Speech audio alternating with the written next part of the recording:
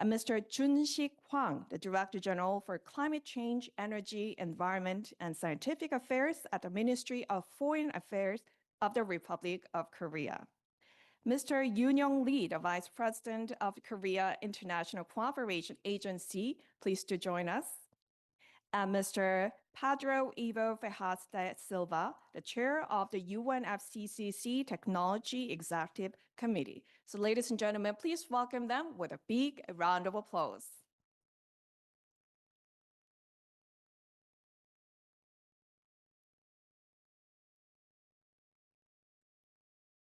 First of all, we would like to ask two speakers to deliver the opening remarks. And it's my great pleasure to first invite Ms. Noura Hamlaji, the Deputy Executive Secretary of UN Climate Change, to deliver her opening remarks. Mr. Hamlaji brings 25 years of expertise in sustainable development, including the distinguished 21-year tenure within the UN system.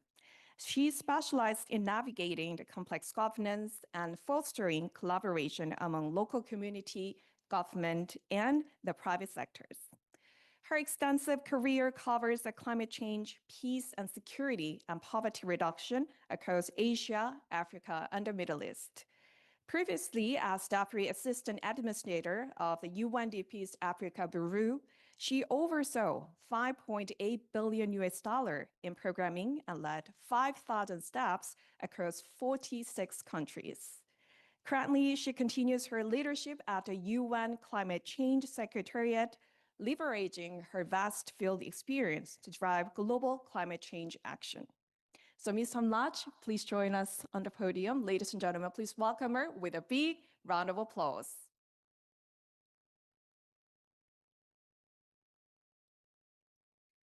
Thank you, Excellencies, colleagues, Annyeong haseyo. Good morning and a very warm welcome to all of you to this event on delivering AI for climate action in developing countries. I would like to extend my sincere appreciation to the government of the Republic of Korea and to KOICA for their strong partnership and leadership in advancing this important agenda and for co-organizing today's event with UNFCCC. We are meeting at a pivotal moment. The impacts of climate change are intensifying in every country, while the window to achieve the goals of the Paris Agreement is rapidly narrowing. At the same time, we are witnessing an unprecedented acceleration in digital innovation, particularly artificial intelligence.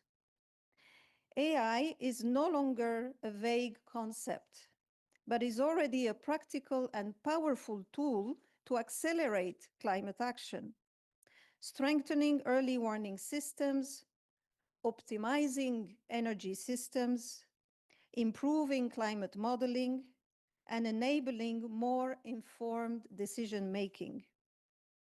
However, while the opportunities are immense, they are not yet equally accessible. Many developing countries continue to face significant barriers in accessing AI technologies, in accessing data, infrastructure, finance, and technical expertise. Without addressing these gaps, there is a real risk that the benefits of AI will remain unevenly distributed and further widening existing inequalities. This is precisely why the UNFCCC technology mechanism launched the AI for Climate Action Initiative. Since its establishment, the initiative has made important progress in raising awareness, building capacity, and creating platform for collaboration. But we must now move further, and we must move also faster, from dialogue to delivery, from pilots to scale, and from innovation to real implementation on the ground. Achieving this will require stronger and more coordinated collaboration across governments, private sector, research institutions, and development partners. It will also require that AI solutions are grounded in country needs, aligned with their national priorities, adaptable to their local contexts, and supportive of sustainable and inclusive development. And as we scale up AI for climate action, we must carefully consider broader implication of AI systems, including their carbon and water footprint, data governance, but also the ethics dimension of AI. In this context, this Climate Week event plays a critical role. It provides a platform to bring together diverse stakeholders, from policymakers and innovators to practitioners and financiers, to exchange knowledge, showcase solutions, and most importantly, build the partnerships needed to accelerate implementation. I'm particularly encouraged to see such distinguished speakers and experts joining us today, whose insight and experiences will enrich our discussions. Let me once again express my sincere appreciation to the government of the Republic of Korea for their continued leadership and to KOICA for the strong partnership with the UNFCCC Secretariat on AI for climate action, such an important dimension of our work. Your commitment has been instrumental in advancing this work. Colleagues, we have the tools, we have the knowledge, and we have the growing momentum. What is needed now is decisive action to ensure that AI delivers real, tangible benefit where they are needed most. I wish you a productive and inspiring exchange. Kamsahamnida. Thank you.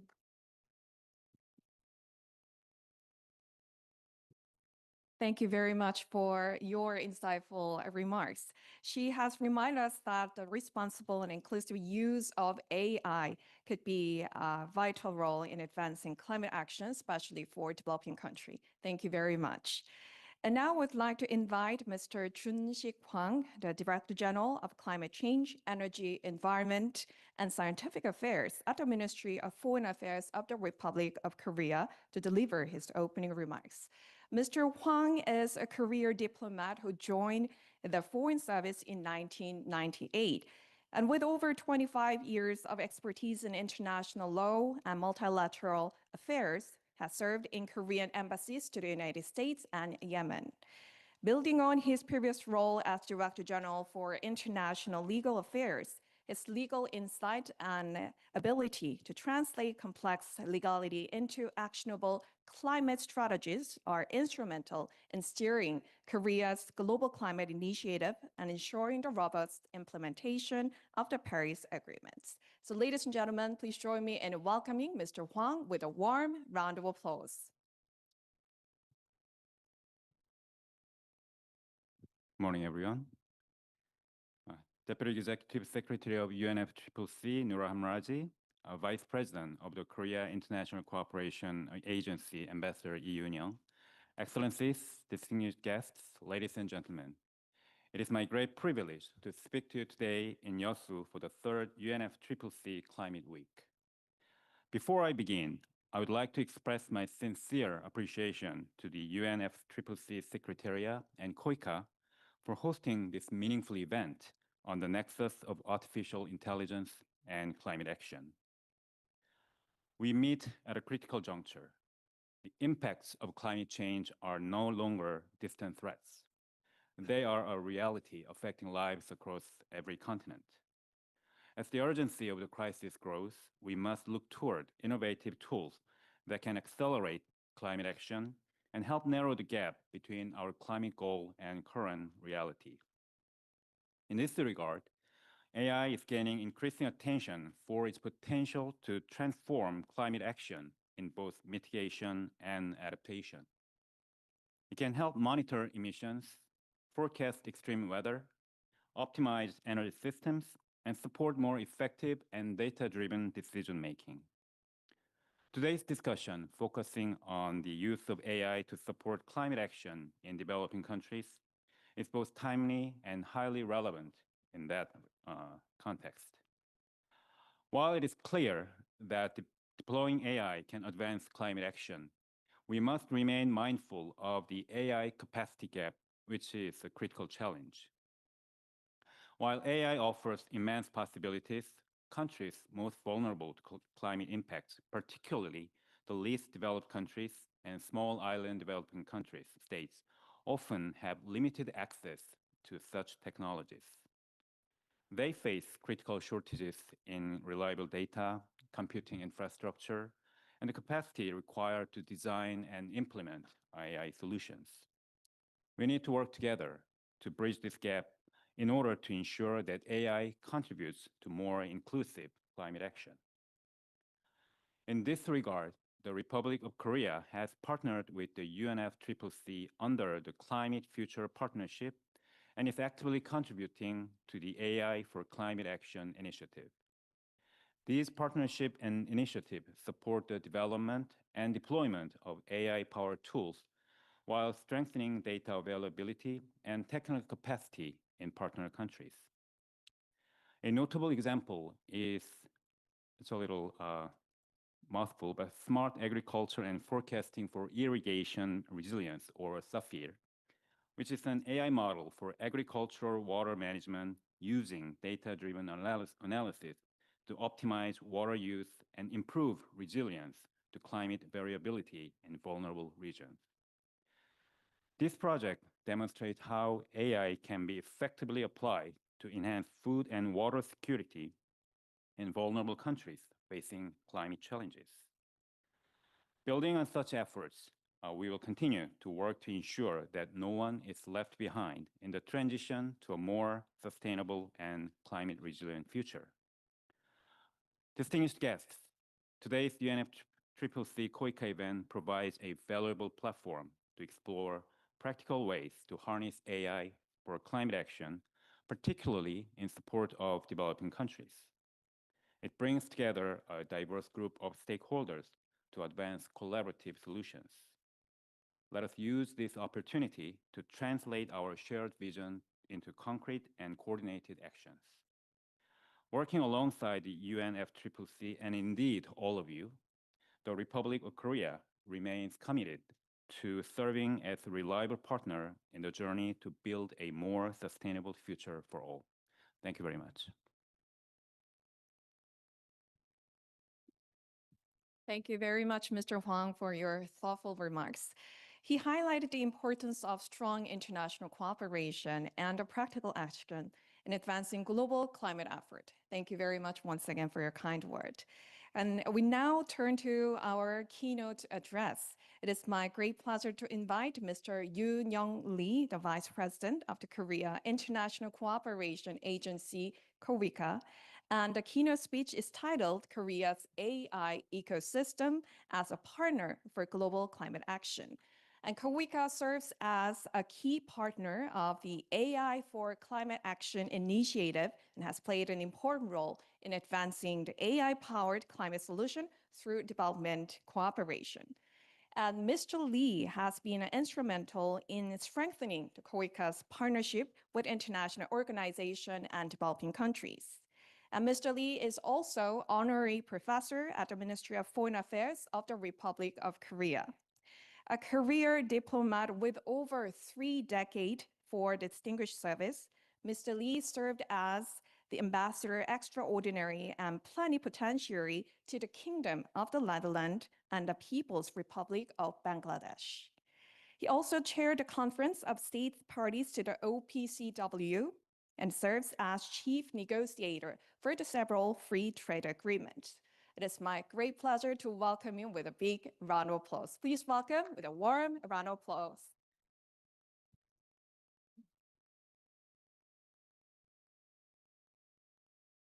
Deputy Executive Secretary Hamraji, Director General of MOFA, the Hwang Jun-sik, the Chair Da Silva, distinguished delegates and ladies and gentlemen, and colleagues and friends, good morning. 안녕하세요. I'm the Lee Yoon-young, as I introduced from the KOICA, Korea International Cooperation Agency. It's my privilege and honor to deliver the keynote speech at this very timely and very auspicious event here today in Yeosu. Maybe you know that the name of the Yeosu means beautiful water. So also former venue for the World Expo. So beautiful city. I hope that you enjoy the stay in Yeosu.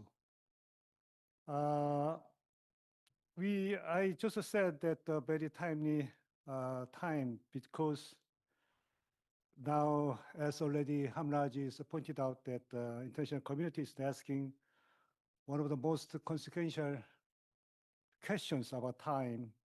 How do we ensure that the transformative power of artificial intelligence it reaches the communities that need it most? And in the fight against climate change, it's a daunting task before the humankind. I'd like to begin with a story that I believe captures both the urgency and the promise of the work we are gathering here to advance. Last November at COP30 in Belém, the UNFCCC Technology Mechanism announced the winner of the 2025 A4 Climate Action Award. Out of over 600 teams from across the globe, the award went to Elisa Luangrat, the researcher from the Lao People's Democratic Republic, working with the Integrated Watershed Management Institute based in Korea. Since she is with us today, so she'll has opportunity to deliver what she achieved.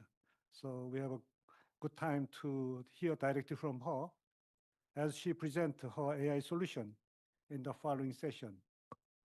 While the ingenuity of the solution is remarkable, the story of the journey she has been taking also impressed me.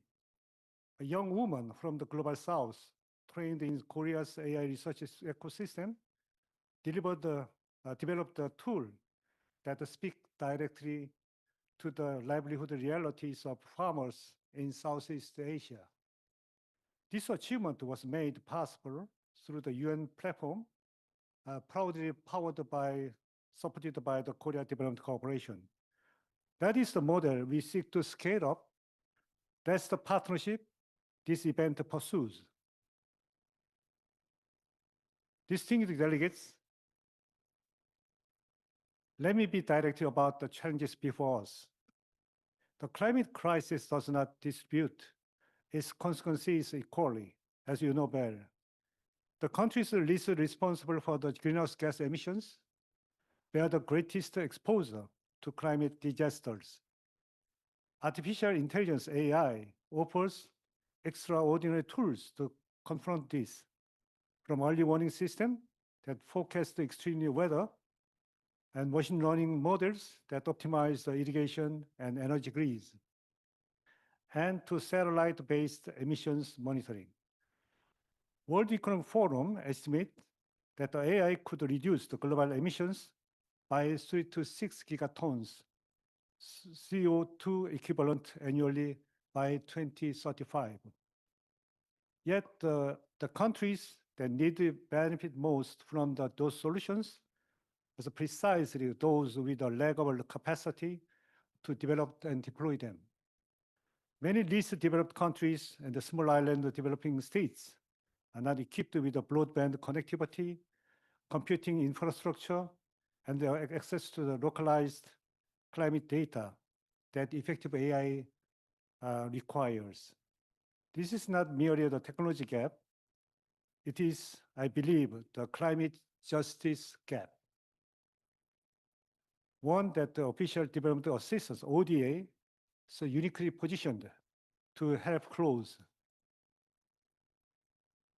In case of Korea, under the leadership of President Lee Jae-myung, it has set the ambition to become the top 3 global AI power.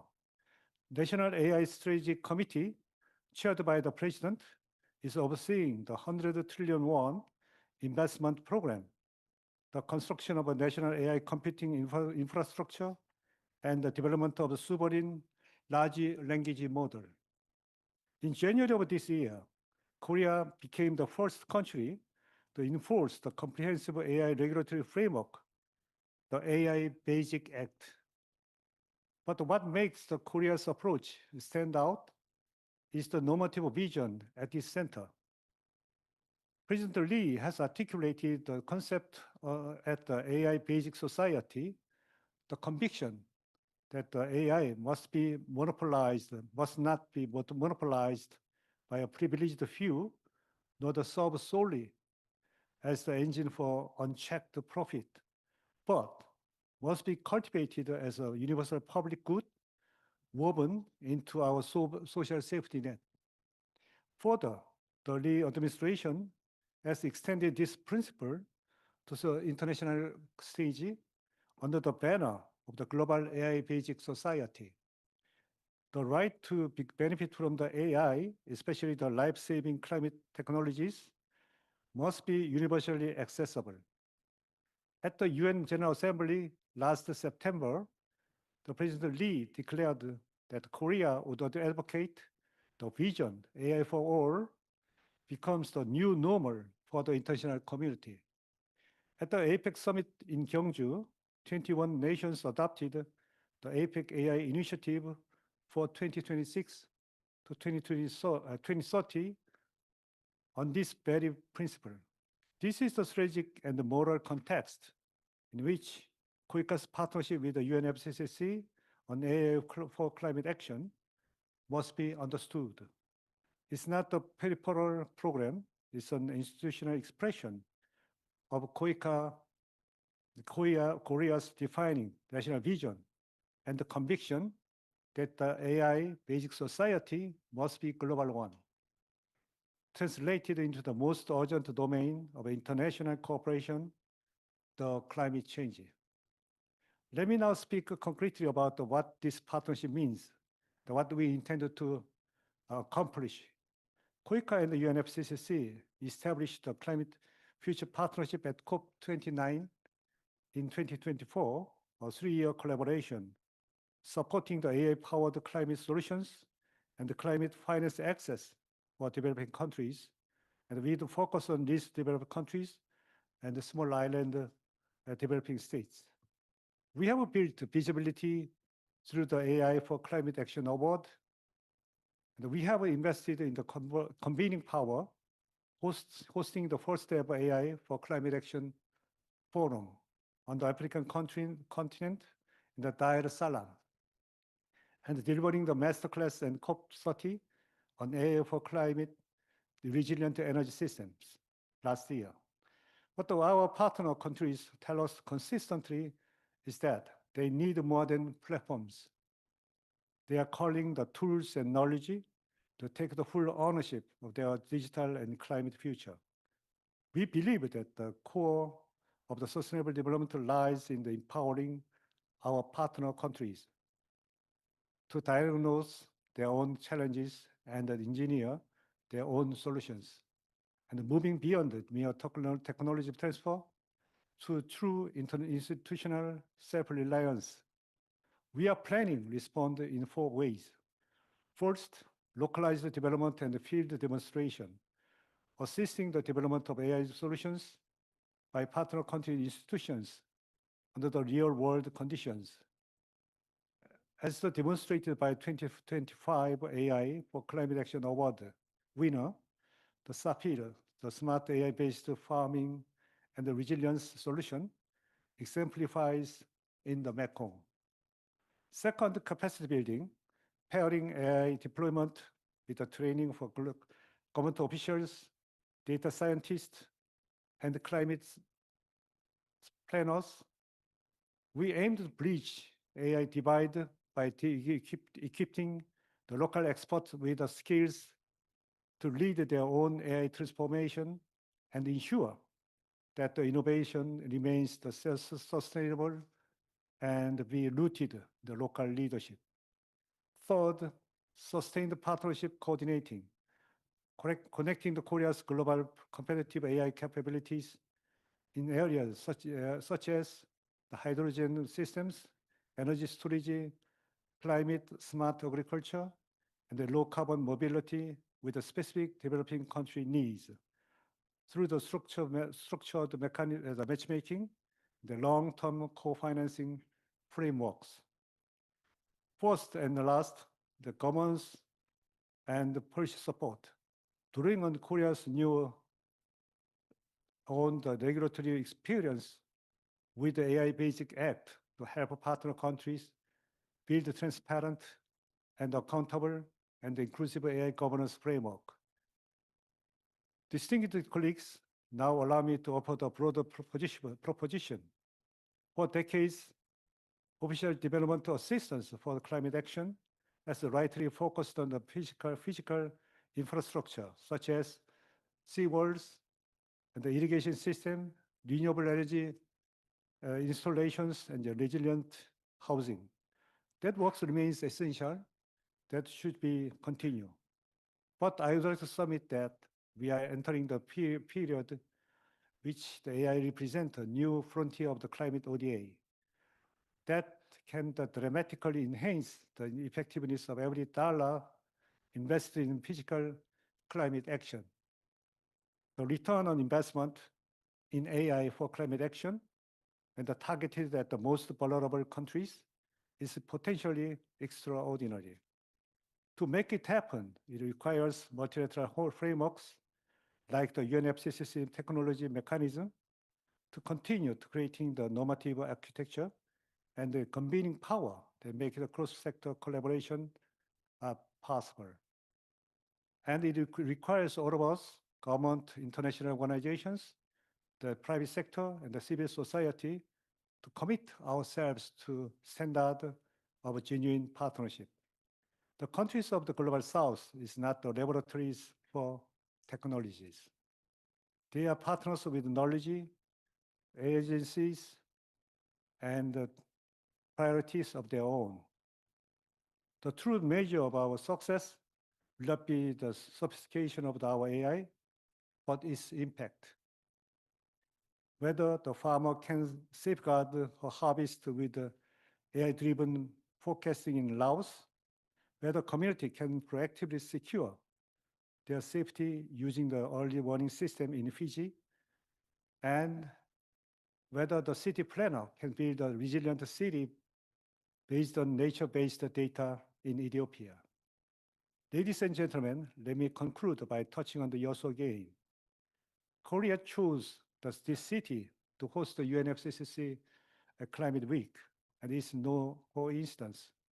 Yosu is a city shaped by the ocean, by the rhythm of nature, and by the resilience of the communities that have lived in close relationship with their environment for many centuries. It is also a city that hosted the 2012 World Expo under the theme of the living ocean and coast. The declaration, the health of our natural systems, and the prosperity of our societies are inseparable. The Republic of Korea was built with the solidarity of the international community. We intend to repay that debt, not out of delegation alone, not out of obligation alone, but our conviction that the world in which AI serves all the humanity and in which the full force our collective ingenuity is met with the climate crisis is a place worth building together. The vision of a global AI society, where no nation is left behind in accessing the tools to protect its people, is not a utopian dream. It's a shared responsibility that we must fulfill together. KOICA stands ready to serve not just a provider of technology, but as a dedicated partner in building local capacity. Our ultimate goal is to ensure that the power of the AI serves as a bridge of the more resilient and equitable future for all. Let me Let us work together to ensure the innovation truly belongs to those who need it most. Thank you. 감사합니다.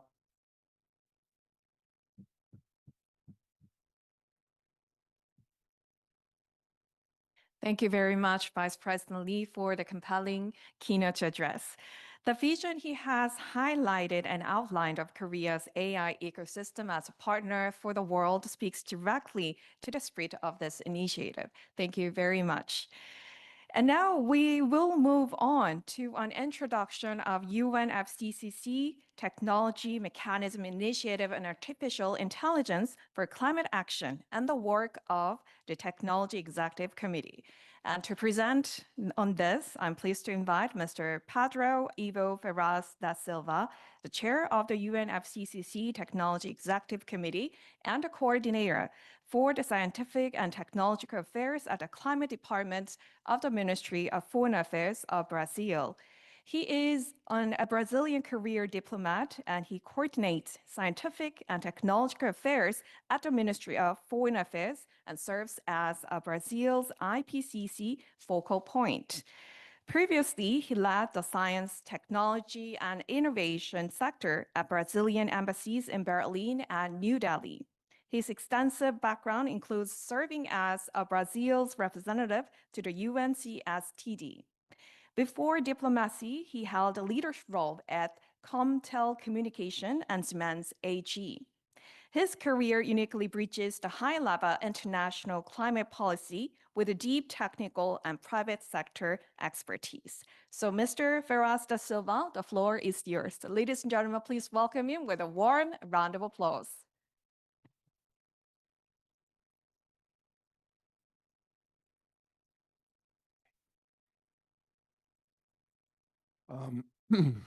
Esteemed Noura Hamlaji, UN Climate Change Deputy Executive Secretary, esteemed Hwang Hoon-jik, Ministry of Foreign Affairs of Republic of Korea, and esteemed Ambassador Lee Young-yong, KOICA Vice President, distinguished delegates, ladies and gentlemen. It is a privilege to address you during Climate Week on a subject that is rapidly evolving from a promising frontier into a practical instrument for delivery, the role of AI in advancing climate action.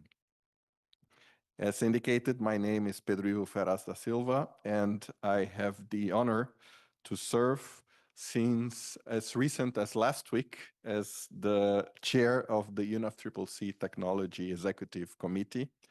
Today, I will walk you through the UNFCCC technology mechanism, our AI for Climate Action initiative, and how we are translating ambition into tangible, scalable impact, particularly in developing countries.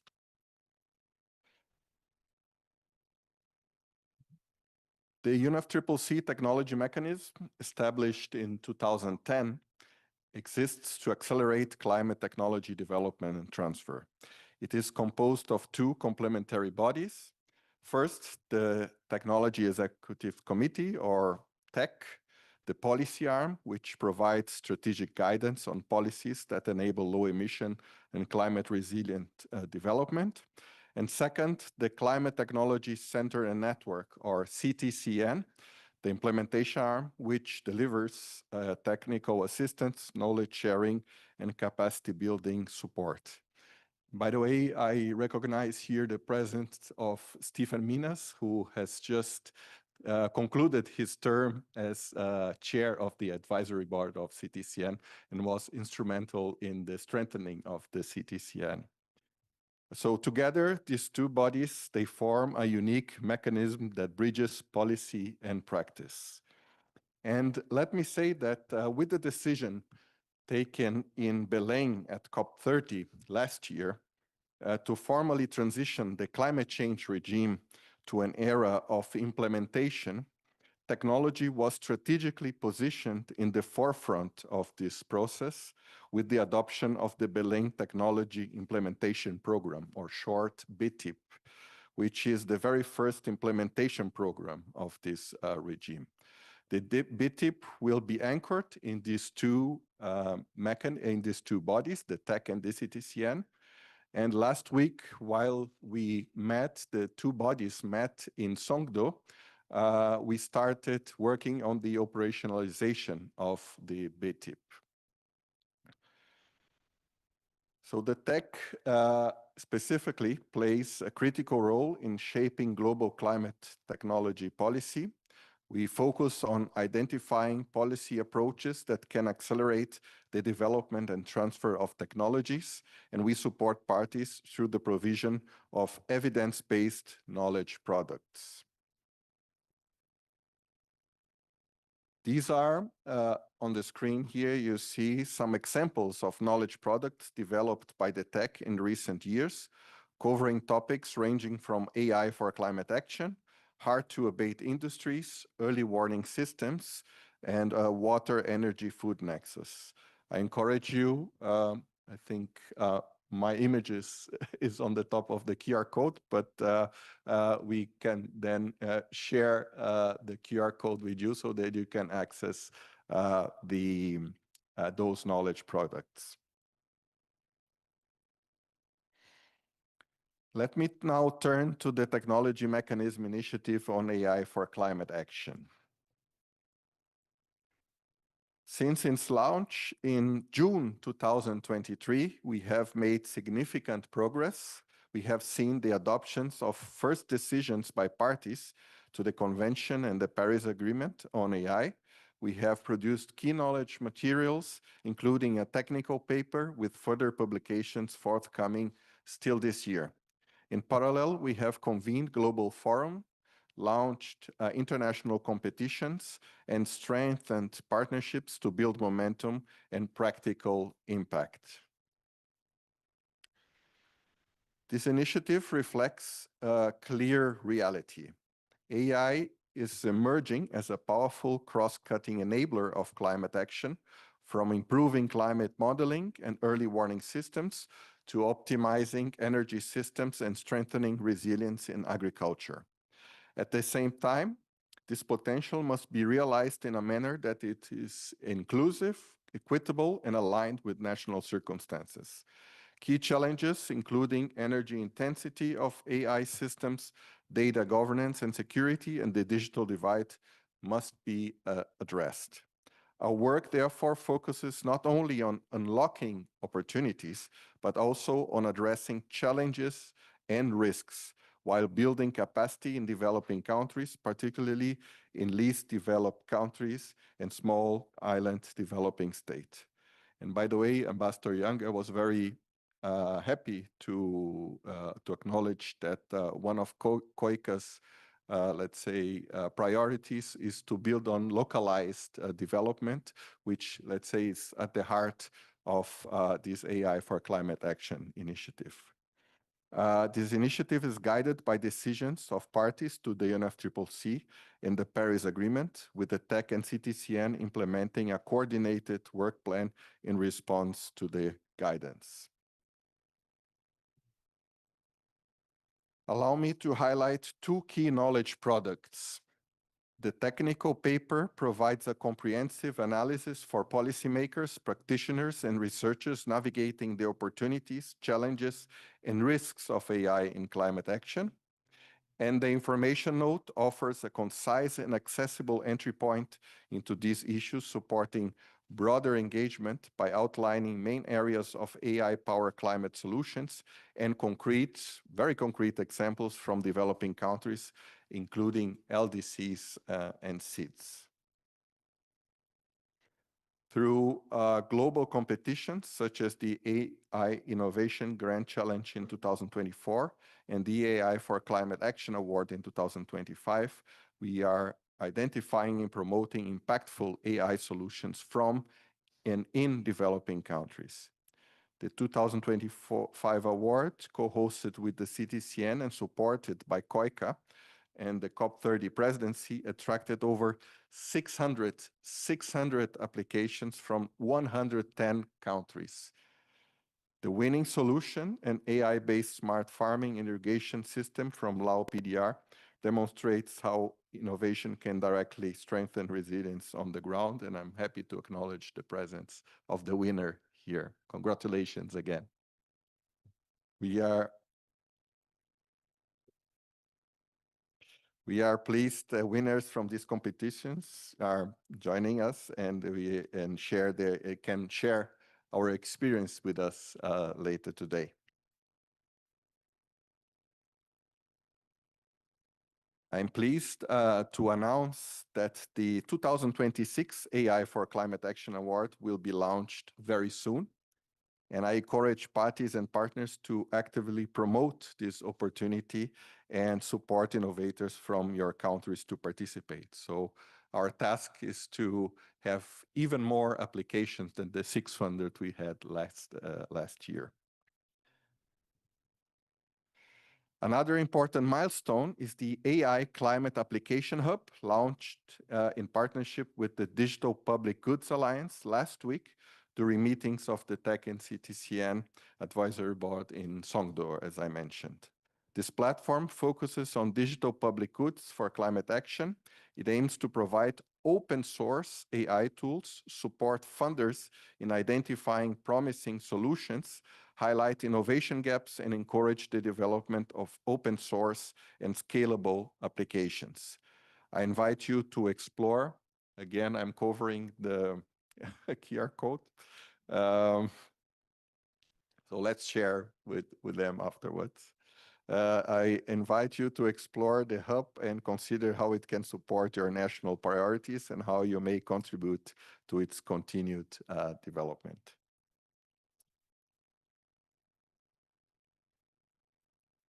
We also recognize that technology deployment requires collaboration, and the AI for Climate Action Forum 2025, hosted in partnership also with KOICA and the government of Tanzania, brought together around 300 participants, including policymakers, technology experts, climate leaders, and support providers. The forum emphasized locally led solutions across key areas such as disaster risk reduction, agriculture, and energy systems. This reflects an important principle. Technology must be grounded in local needs and realities to be effective. This forum allowed technology innovators and technology support providers to come together and discuss how locally led AI for climate solutions can benefit the communities and how they can be supported. Building on this success, I'm pleased to announce that the TEC has agreed to continue the organization of the AI for Climate Action Forum in 2026, again in a partnership with KOICA. So we will look forward to continue this platform for dialogue, partnership, and shared learning. Excellencies, distinguished delegates, all of the activities I've just outlined here would not have been possible without strong and sustained partnerships. Our collaboration with KOICA under the UNFCCC KOICA Climate Future Partnership is playing a vital role in scaling implementation and strengthening capacity on AI for climate action, particularly in developing countries. This partnership exemplifies a broader truth. Moving from ideas to impact requires coordinated action, shared commitment, and long-term support. On this occasion, I wish to express my sincere appreciation to KOICA and to the government of the Republic of Korea for their leadership and continued support in advancing AI for climate action. I encourage parties and partners to continue fostering such collaborations as they are essential to delivering meaningful and lasting results under the UNFCCC. The challenge before us is not only to innovate, but to ensure that innovation delivers impact at scale. AI can be a powerful accelerator of climate action, but only if it's inclusive, responsible, and accessible. Through the UNFCCC technology mechanism and the AI for Climate Action initiative, we are working to ensure that no country is left behind. I invite all of you to join us in advancing this effort through collaboration, investment, and the responsible deployment of AI solutions in line with our national priorities. Thank you very much.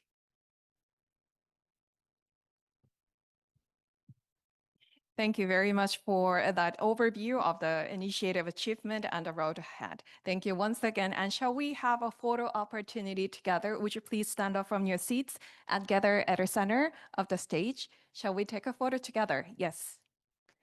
So please stand behind the chair. Please pull back the chair and stand behind the chair. Yes. And please gather at the center, and we need your big smile towards the camera. Yes. Show us your biggest smile towards the camera.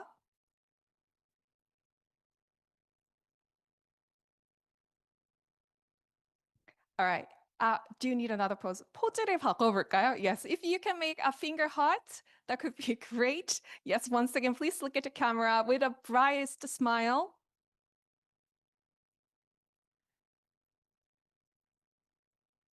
Thank you very much. Please give them a big round of applause. 자리로 모시겠습니다. You may return to your seats. Thank you once again for your insightful presentation and remarks. Please kindly take your seats. Now we're going to have a short break for approximately 20 minutes. We have prepared a refreshment at the lobby area. So if you still have a jet lag, please have a cup of coffee or tea, and we'll resume in 20 minutes. Thank you.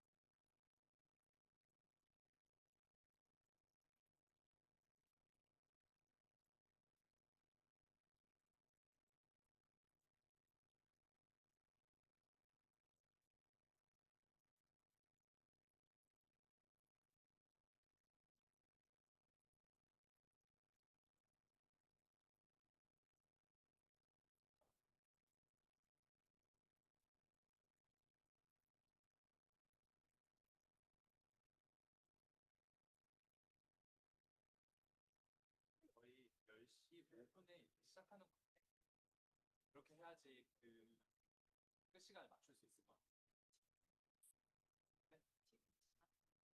네? 네, 한 1, 2분 뒤에 말씀해 주시면 돼요.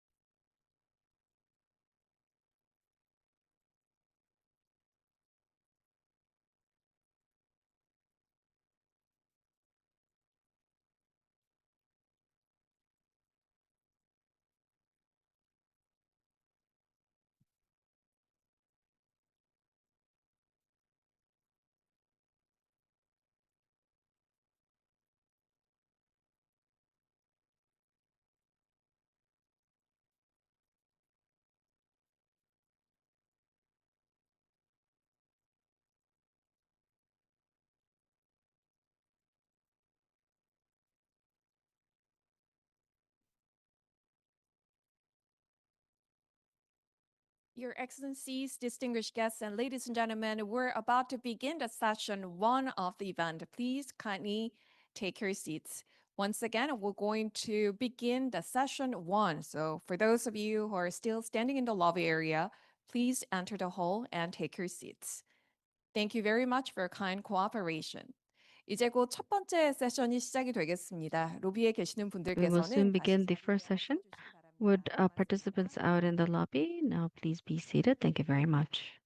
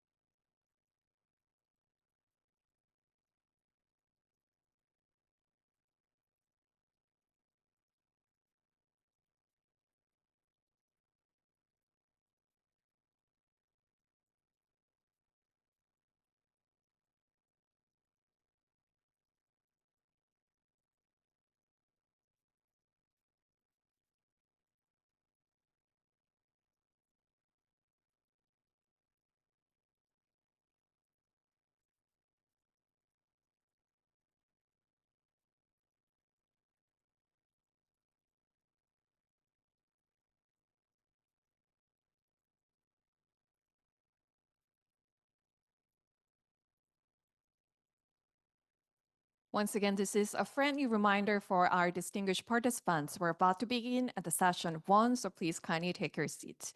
To minimize any interruption during the event, please make sure to turn off all the electronic devices, including your cell phone, or please put them on a silent mode.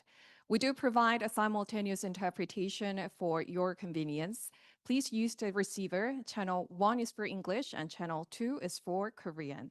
이제 곧 첫 번째 세션을 시작할 예정입니다. 로비에 서 계시는 모든 참석자 여러분들, We will 다시 now 행사장 soon 안쪽으로 begin 이동해 session 주시고 one. 자리에 착석해 Would all 주시기 participants 바랍니다. please be seated so that we may begin shortly? Thank you.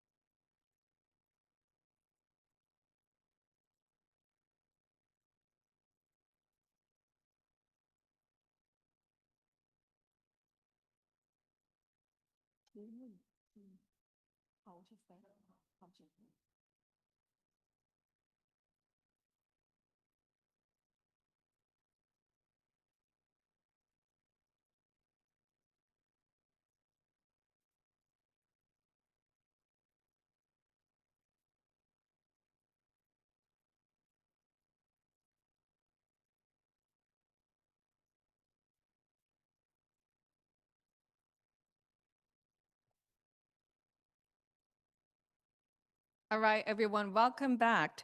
Our first session is titled AI for Climate Action and Solution Across Diverse Frontiers. In this session, we'll hear from 5 investors, innovators, and researchers who are at the forefront of developing AI-powered climate solution. May I invite session 1 moderator and speakers to the stage. So ladies and gentlemen, please welcome them with a big round of applause.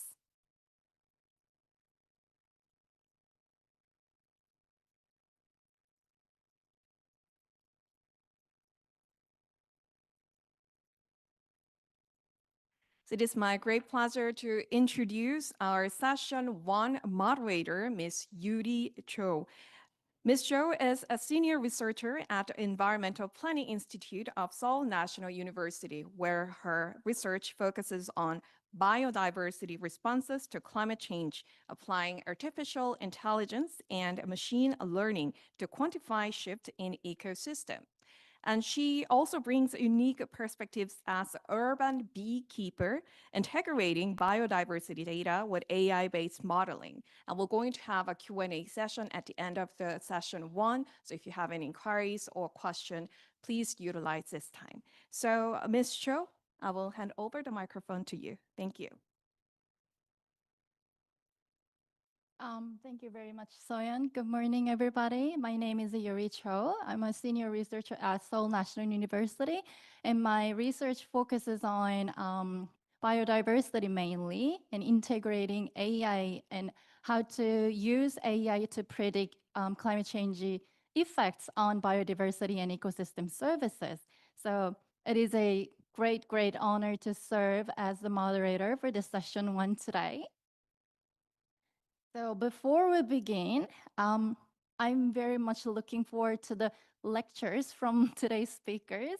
And just a quick note on time. Due to limited time, we will not have a separate Q&A session after each talk. Instead, we have a panel discussion and also Q&A session following presentations.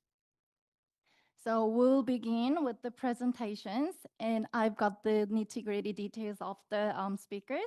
Let me briefly introduce our distinguished speakers for today. I believe you don't have to stand up as I call your names. Ms. Elisa Luangra, researcher at the Integrated Watershed Management Institute. Ms. Jui Lee, team leader at VeryWords. Ms. Letitia Edison, joining us online.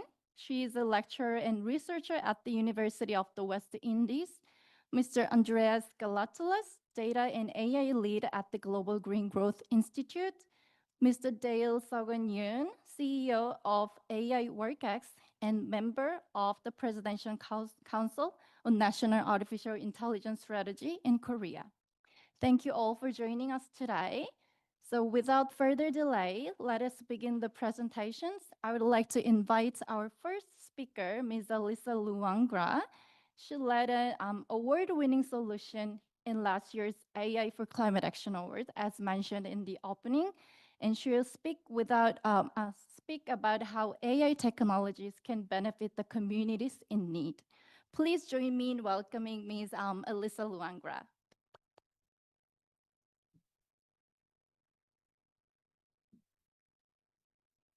All right. Good morning, everyone. Thank you on behalf of the winning awardee of the AI for Climate Actions 2025.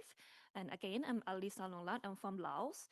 And today is my great honor and grateful to be invited for these actions, AI for Climate Actions across the solutions across the diverse frontiers, especially in the LDCs or developing countries.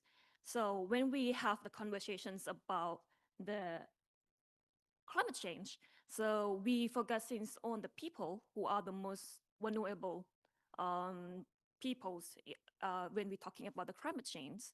And in Laos, more than 70% of the populations, we are depending on agriculture, which means the peoples, the farmers, they engage their half of their life into the agricultures, but less than 20% of them have access to irrigation infrastructure. And also allow climate conditions, we are suitable for the double couplings, both paddy fields and the upland crops. But due to the climate change, the low land flows have prevented them to grow the crop the crops during uh, the during the dry seasons without the irrigations.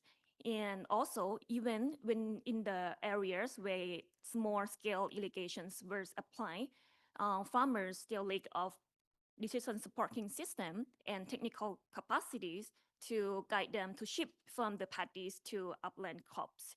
And also for the sustainable operations and managements, especially for the managers like the water user associations or water user groups, they experiences to stop the operations because of the high pumping electricity like bills correcting and making the system more unsustainability. So in the regions like in the agriculture areas, like in Savanakhet in the middle of Laos and in Vientiane, over the 90% of the unused land, they leave didn't use for more than like 3 or 5 months during the dry seasons. So that's will be a challenges for us to trigger out. So the main two challenges that we focusing is the first, it allows the infrastructure like constraints. We lack of the infrastructure. Second, lack of the decision supporting system. And also the third, we leak the weakness of the operations and management like gaps. So to like solve this problem, our solutions is to combinations between hardware and the software and strengthen the operations capacity by gathering or reinforce the management of the water user associations, taking it into place. So as I mentioned earlier, our software project is originally for the AI-based for the decision supporting system, and now we're shifting from moving from the concept into the real practice in the field level base for the pilot project, the on-farm adaptive smart irrigation system for smallholder farmers or oasis. So in this concept, we will take in the real actions for the oasis. We deploying the solar-based small-scale groundwater irrigation system infrastructure that we combining the AI-driven forecasting and also the advisory services for the farmers. So we deciding to make the center for the water use associations lead governance to enable them for the manager on the sustainability water management. So moving to the concept of the hardware. So in the pilot level, we don't focus things on the fragments. When we're talking about the small scale, people thinking about like installing on the one household in each household. But rather than applying that concept, we gathering the consolidated design, which means we give the power to the water user groups to gathering the land, the unused land, as the slide show. We gathering by using the concept of the consolidated and then the power management of the water associations to split by zone, which means the hardware of the infrastructure of the groundwater irrigations will be supplying the water by the zone locations. So we didn't supply the water immediate, like simultaneously, but we split by the zone. So to doing this, we reducing the cost of the pumping energies, we reducing the cost of the operations and instructions, and also improving the sustainability. And for the crop selections, for the double couplings, we focusing on linking the water effectively and also the income generations. So based on the economic assessments, we identify the high value of the crops, of the drying crops such as watermelon, peanuts, mung beans, and chili, which these crops are suitable for the short cycle cultivations and the local demands markets. And this, even like the hardware was applying, is still inefficient because to supporting the farmer to making the decisions, we also applying the concept of the climate resilient operation platform or the crop engines. So developing by to the concept of the trees, like from the base layer, we have the soil, which including the remote sensing, the climate forecast, and also the global natural spatial data. With the combinations of the monitoring platform, so we applying the spatial observations and information library with the remote sensing IoT real-time data together with the power of AI. So without scaling on the local contents. And in this insight, we deliver to serve the rice services to the individual farmers and water user associations. So they can have the informations and to support their decision makings on farming.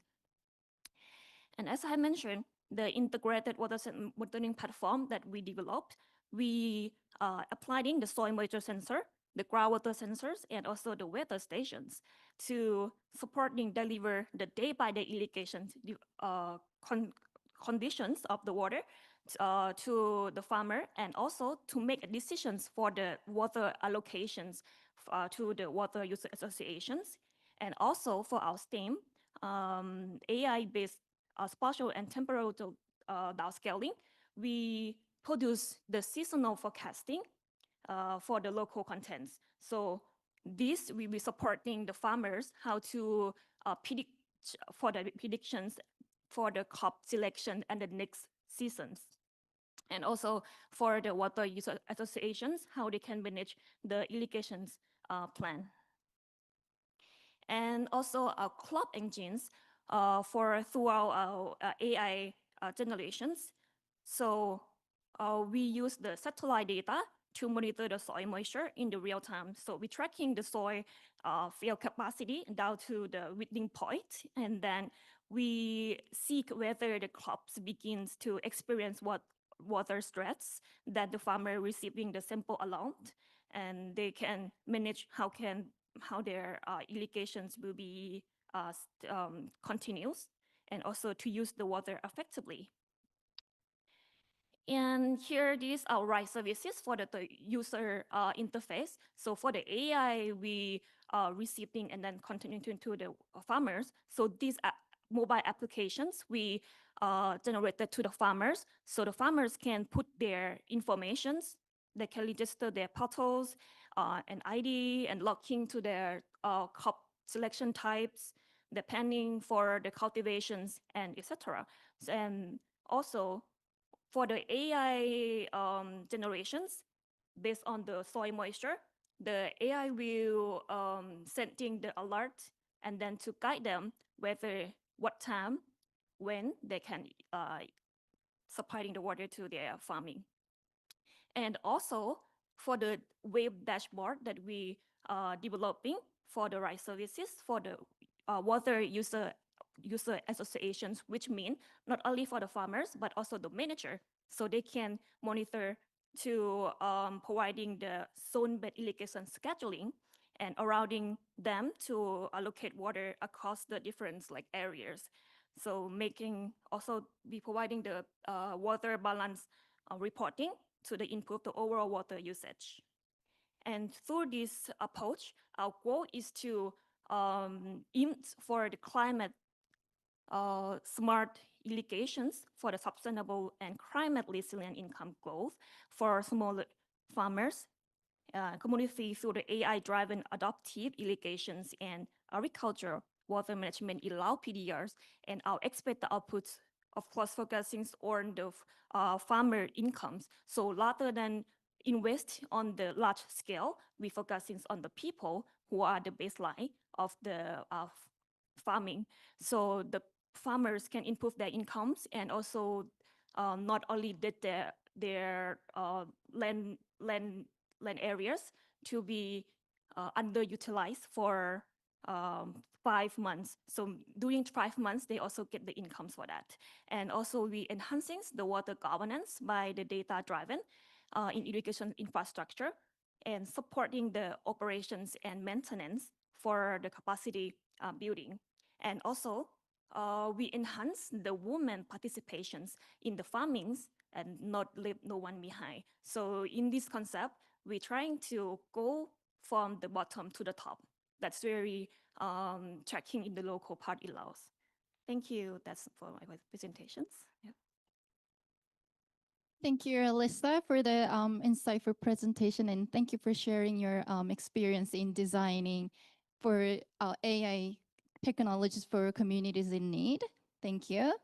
Our next speaker will explore how AI can be applied in real-world context to support climate action. She will give us a talk on, can I have the title page, please? On the slide? Sorry. Okay. Yeah. CO2 credit-based e-mobility innovation in Cambodia. Please join me in welcoming Ms. Jui Lee. Good morning, everyone. My name is Chuhee Lee, and first of all, thank you for having me here. And it's my great pleasure to introduce our project in Cambodia today here. So my name is Chuhee, and I work for Very Words, a Korean carbon reduction project developing company. Today, I want to share two parts of our story. First one is what we do in Cambodia and the e-mobility foundation we established together with KOICA. Second is how we're integrating artificial intelligence into the future of e-mobility in the developing country. So let me start with the context, why Cambodia and why now, and also how we made like partnership with KOICA. So Cambodia has 5.8 million motorcycles on the road today. Almost all of them run on gasoline. But the government has set a clear target, 70% of electrification by 2050. The market opportunities is real and the need is urgent. And at the same time, Korea needs credible overseas emission reduction projects to meet its own NDC targets. So this is where the two countries, Korea and Cambodia, align. Cambodia gets clean transportation, Korea gets verifiable emission reduction, and that's where Very Words stepped in. But even with this clear alignment, there were three real barriers blocking e-mobility in Cambodia. So the first one is no local production. Every e-motorcycle had to be imported. Second one is no reliable charging infrastructure, and charging times were too long. Third one is that no system to manage batteries at the end of their life. So the foundation simply wasn't there in Cambodia. So Very Words, through the KOICA IBS program, we worked to build it.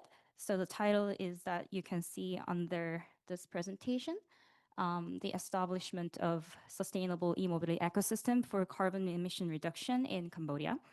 So the program ran for 4 years from 2021 to 2025 with a total budget of approximately 3.1 billion Korean won. And it's around 2.1 million USD based on today's currency.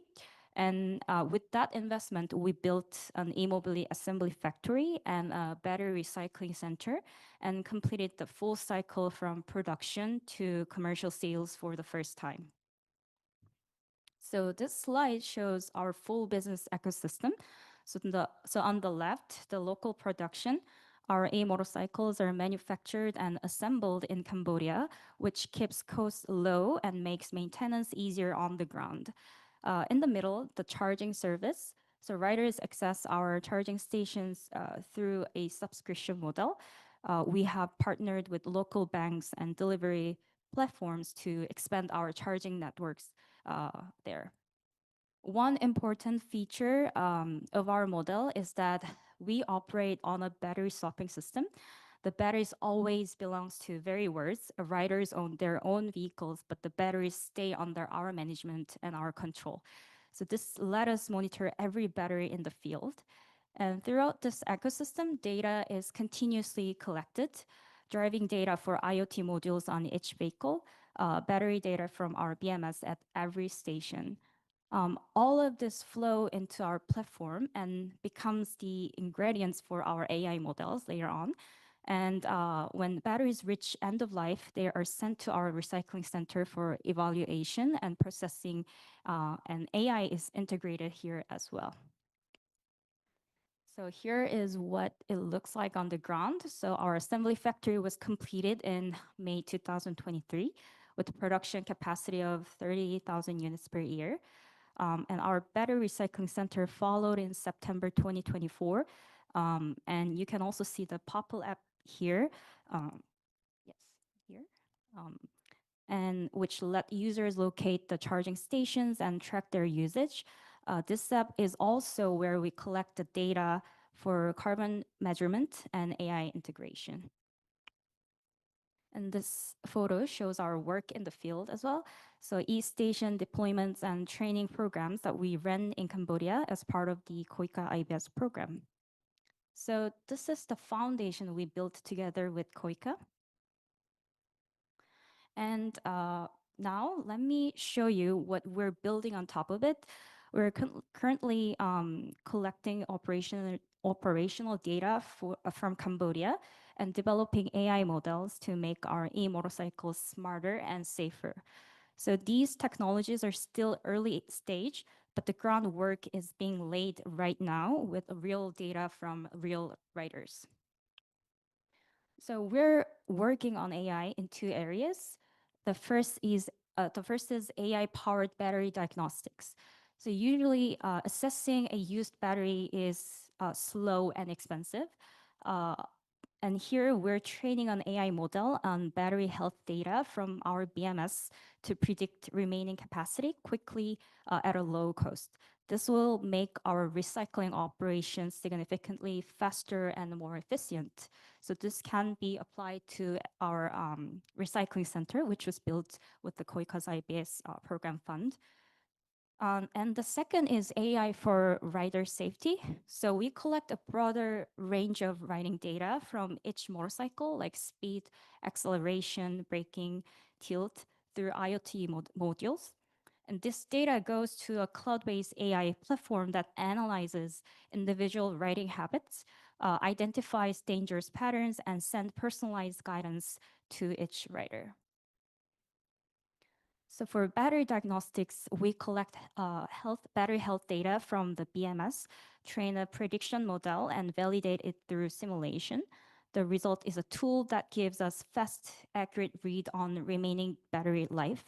For rider safety, the IoT modules collects data continuously.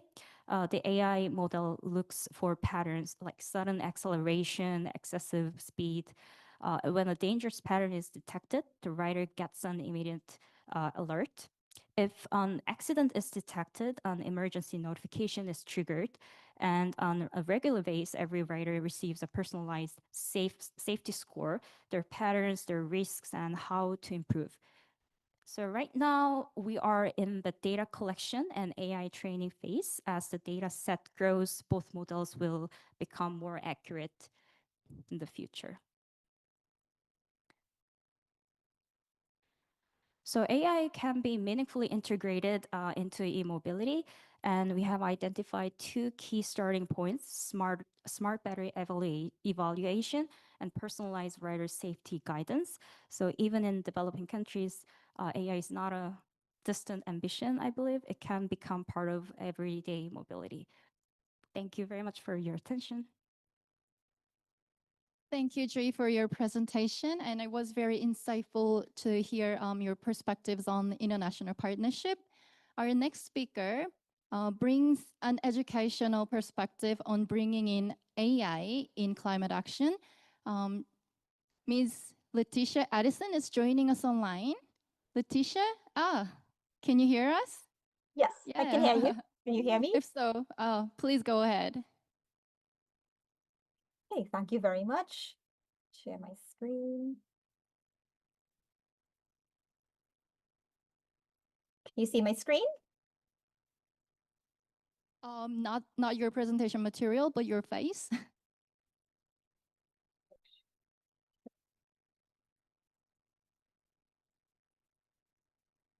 Is it visible now? Yes. We see you started sharing your screen. Yes, yes, it is. Yes. Okay, excellent. Okay, thank you very much. So I am Leticia Addison. I am from Trinidad and Tobago, and I'm representing the University of the West Indies with the AI for SIDS platform we developed, which won the COP29 AI for Climate Action Award. And this is based on AI-driven climate resilience for small island developing states. I'm very happy to be here. I should say good morning, everyone, or Annyeong Haseyo, and I'll get started with the presentation. So, as we know, in small island developing states, and I should also say in some of our least developed countries as well, while we do have multi-hazard early warning systems, a lot of these systems are a bit outdated. They are traditional systems that have been used for years, and they require some tweaks or some improvements that can help us to improve our real-time monitoring when it comes to natural disasters. In small island developing states or SIDS, particularly from where I'm from in the Caribbean, disasters cause significant GDP losses and, of course, infrastructural damages. And the current systems we have, while they do work in some sense, they are a bit slower than they should be and not very locally adaptive.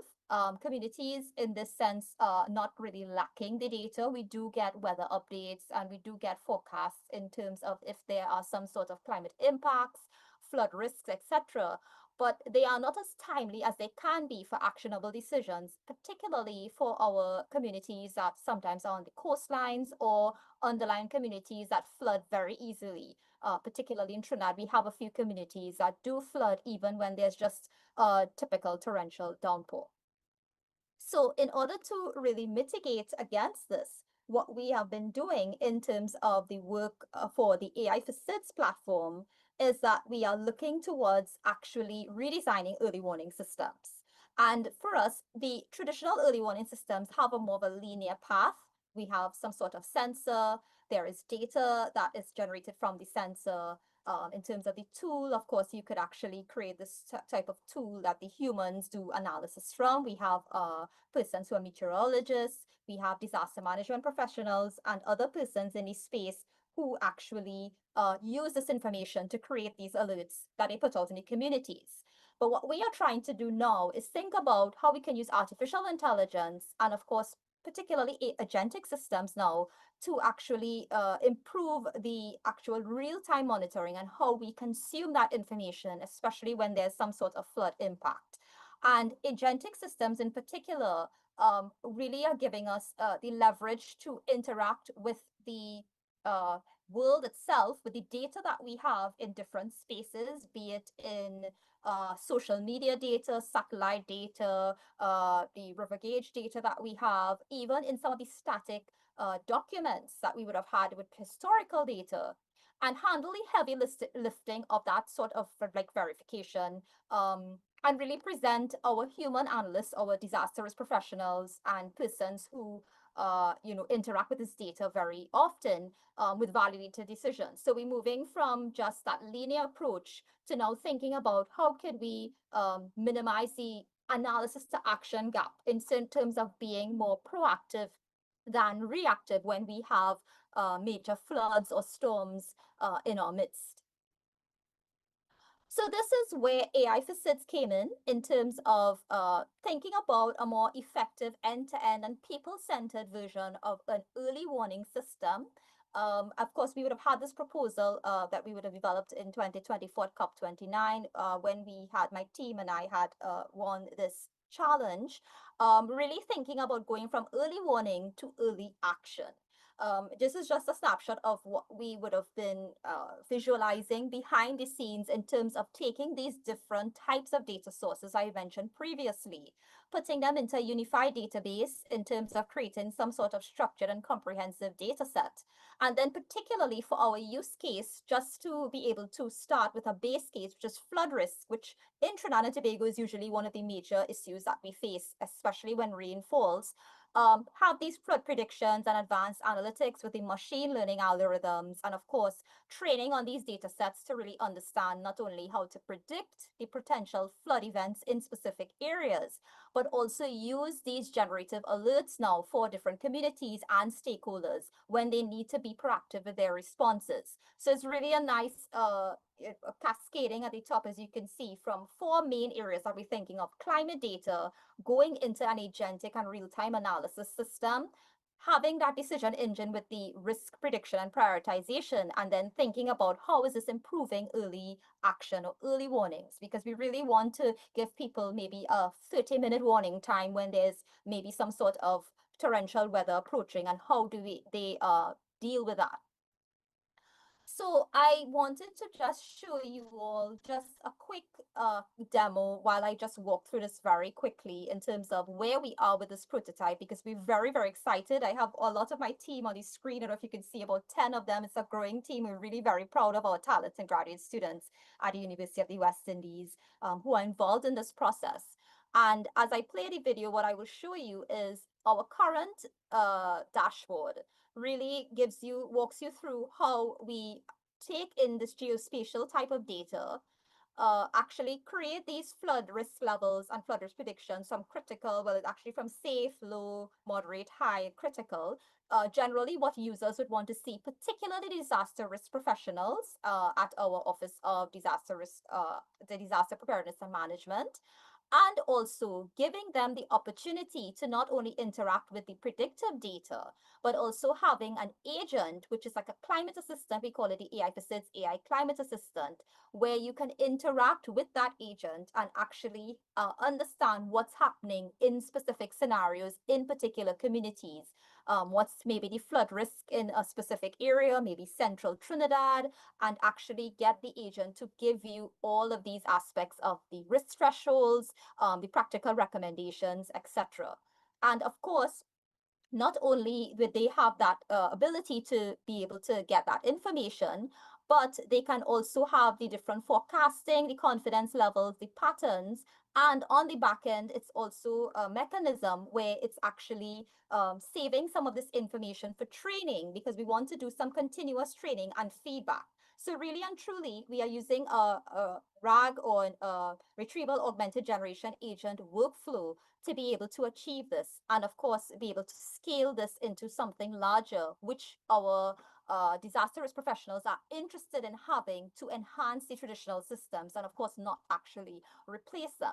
So the current prototype as it stands right now, we are actually doing a lot of experimentation now with, in terms of the computing power and the aspects that we require, because one of the things that we face currently in terms of scaling and pathways to be able to do that is really thinking about balancing sovereignty, cost, and reliability of the system. Right now, we are working with cloud-based systems, but we're also thinking about if we want to look at using local GPU clusters, and how co-designing that with the disaster risk professionals who it will serve as a first point of basis before we go into the community aspect is really the key part of our leverage now to scale this particular prototype into something larger, because we do want to have it used not only within our community but here in Trinidad and Tobago, but also in a regional sense. And also thinking about the regional data centers and what would the power require, what the power required for that, the ethical processes involved, of course, in terms of the co-design aspects, if there's a human in the loop and how they will interact. So it's also an issue of trust. So besides the technical aspects, what we are doing currently now is actually doing a lot of stakeholder engagements with our ministries. And I'm actually happy to report that we recently were selected as a use case for the World Bank's LAC AI Accelerator Program, in collaboration with our Ministry of Public Administration and AI, to be able to advance this work, to work with public health ministries and to work with disaster risk professionals to understand how to create a more citizen interface, to be able to funnel all these different data types that they have access to. One of the things I should note is that in some cases, data is still sparse, or it's collected and it's in silos, or under certain permissions that we require. And this is where we are learning alongside the data governance aspects that we need to co-design such a system. So just to close off, to let you know where we be heading from at this point is really integration with government and disaster agencies in terms of the pilot deployment. Within the next 6 months, we see that pilot deployment being something that would be within the Ministry of Public Administration and AI here in Trinidad and Tobago. And we also looking to have partners and funders to help us scale that implementation in terms of what that looks like for the computing power, the GPU, and the software that others would need within ministries if they would like to use the software before it goes into a public space. We really want to have the ministries involved in this process and have technical collaborators to strengthen the AI capacity.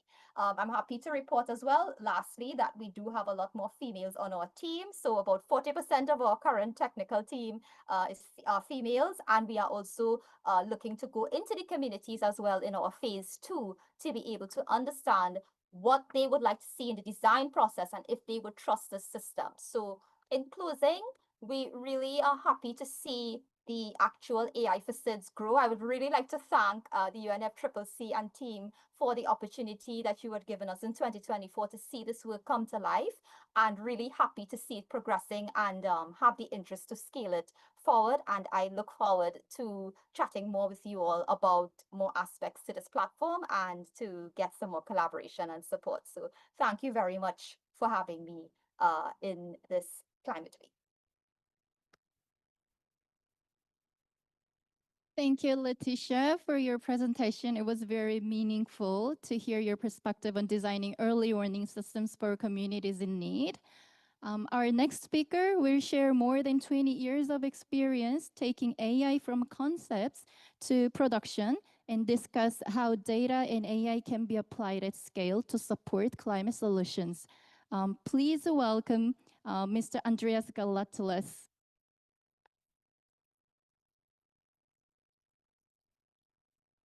Anyaham Simnikab. I start a bit with Korean, bear with me. Janun GGGI Data AI Lead Andreas Suimnida. Jega Hanguk Mal E Ajik Soltul Rosso Onal Bapyonan Yugoro Hagek Sumnida. And don't be concerned, I'm not going to continue in Korean. I have recently came to Korea, so I thought of try to practice my Korean a bit. And before we start, I just like to, we're talking about AI on the conferences and all the discussions, and this is one of my favorite ideas. Before I start talking about early warning system, and not taking it too far from where we are from the previous presentation, and we all wonder what the impact is and how it's going to affect what we're doing and how we can make things better. But I will also introduce a bit of GGGI. For whoever doesn't know, GGGI, we are an intergovernmental organization. We operate in over 50 countries. And one of our biggest impressive numbers is that the 605 advisory outputs on green growth investment delivered, as well as all the other great work that the teams are doing across all our regions and all our work. A bit about me. And this presentation is some of the companies that I had the pleasure to work with before I joined GGI. And the reason I usually put this slide is that to show that data and AI and the approach that we're using is consistent across all the industries, all the work, and all the work that we're doing. So whether it's going to be loyalty management, or whether it's going to be civil infrastructure or insurance or healthcare, how we use the algorithm, how we approach the problems, we solve the problems are always quite consistent. And we have the option here, as you will see, on all of the examples that all the prototypes that we're doing, especially when it comes to innovation, whether we go for the simple but wrong or complex but right solution. And especially on the regions that we operate, getting the right data, as has been mentioned, or the right information on time to build our solutions can always be very challenging. I have used the pyramid that you see on the left-hand side for the last almost 20 years since I started working. It's, as you notice on the top, it says data science, not AI. And I'll touch a bit on the solutions that we deliver that always has to be focused on making sure that we acquire the right data, we store them, we process them appropriately, environmentally friendly, and how we manage the data so we can share it with our communities and with the people that we're working with. The quality of our data and the lack of data is one of our biggest challenges on most of the projects that we operate. But as I mentioned earlier, I'm not going to go too far away from the Caribbean. One of the projects that GGGI has worked on the past year as a prototype, and we try to move now into production and work across different regions, is about early warning systems in Ecuador. A bit of background about the problem. The threat, as you know, for the region is quite severe thunderstorms, heavy rains, hail, wind, gas can escalate without warning. So the communities have minutes rather than hours to take the appropriate action. The impact, as you already heard, flash floods, mass movements, landslides, and cut-off roads. And the problem that we're having is not that the information is not there, but we are not able to process this information as quickly as we want to process it, and to give the insight and the warning on time for what we want for the people to be safe. So the solution that we have built, it just gives 60 minutes advance notice for the communities to be able to escape, to reach safety. And I'm not going to get into too much of the technical details, so that would be very tempted to do, if I'm being honest with you, but I'll try to keep it as high level as possible. What you see here is the risk of the map that is hopefully moving slowly, as you can see on the video, about the storm formation, the storm dynamics, the seasonality, and the storm expansion. We combine all this information together, and we try to build the probability of having the red is going to be severe, orange or green alert. So we have to identify what's the probability of the event happening. This where technology has helped a lot. We have worked on these kind of models for quite a few years, but it's the first time that we're able to react so quickly and build the model and in near real time. Some, just for the more technical people here and the more people that are interesting, some very deep learning methods related to lightning cast methodology was used. But that's not where we stop, and we have established within GGI the new frontier group, which is bringing all this information that we're having down to the city level. Try to support the communities to as local as possible to identify how they can use AI to build energy models, water models, rubbish collection, everything that has to do with the city, and how can help them bring all this knowledge to the citizens and to serve our local communities. As I started with Korean, I will quickly end with Korean, and I'm looking for your support there. 경청해 주셔서 감사합니다. Thank you very much for listening. Thank you very much. Andreas, for your insightful presentation on building AI-powered urban climate solutions. Our next speaker is Mr. Dale Sogon-yoon. He will focus on how AI solutions can be built, validated, and scaled in real-world settings. Please welcome Mr. Dale Sogon-yoon with a big round of applause. Thank you very much. I'm Dale, founder and CEO of AI Works. It's very honored for me to speak this event. Let me explain about building sustainable AI ecosystem. Because now we are talking about lots of AI, but I think we need speak more about inclusive AI and sustainable AI. So let me introduce AI Works. AI Works is founded in 2015, back to 11 years ago. AI Works is Korea's first AI social venture in Korea. And actually, we first social enterprise company in Korea and worldwide to hire autism spectrum disorder people as data labeler. So while we are deliver very high quality data to our customers like SKT, Samsung, and Hyundai, we also hire lots of disabled people and career interrupted women. So we create more jobs for marginalized groups in Korea. At the same time, we developed, data ops solution, which automate data labeling. So we are actually delivering not just small scale of data set. We are delivering very large scale of high quality data. So that's what we are doing now. But since AI technology has evolved, we also decide to transfer our business model. So not just data business, we actually started a modeling and agent business as well. Also, we try to provide a validation service to to find to validate the AI model and agent. So that's what we are doing at this moment. So this is a picture that actually AI created. This is a very nice picture. Let's take a look at current AI landscape. Today, is AI dominated by high-scale model, so which required lots of GPUs and massive data set and lots of power. But there is a problem because only a few companies like Google, Microsoft, OpenAI just can compete at this level. So this creates dependency and inequality as well. So even more concerning is, hyper automation, which gonna eliminate lots of jobs. So I think we need a shift direction from scale to sustainable and inclusive.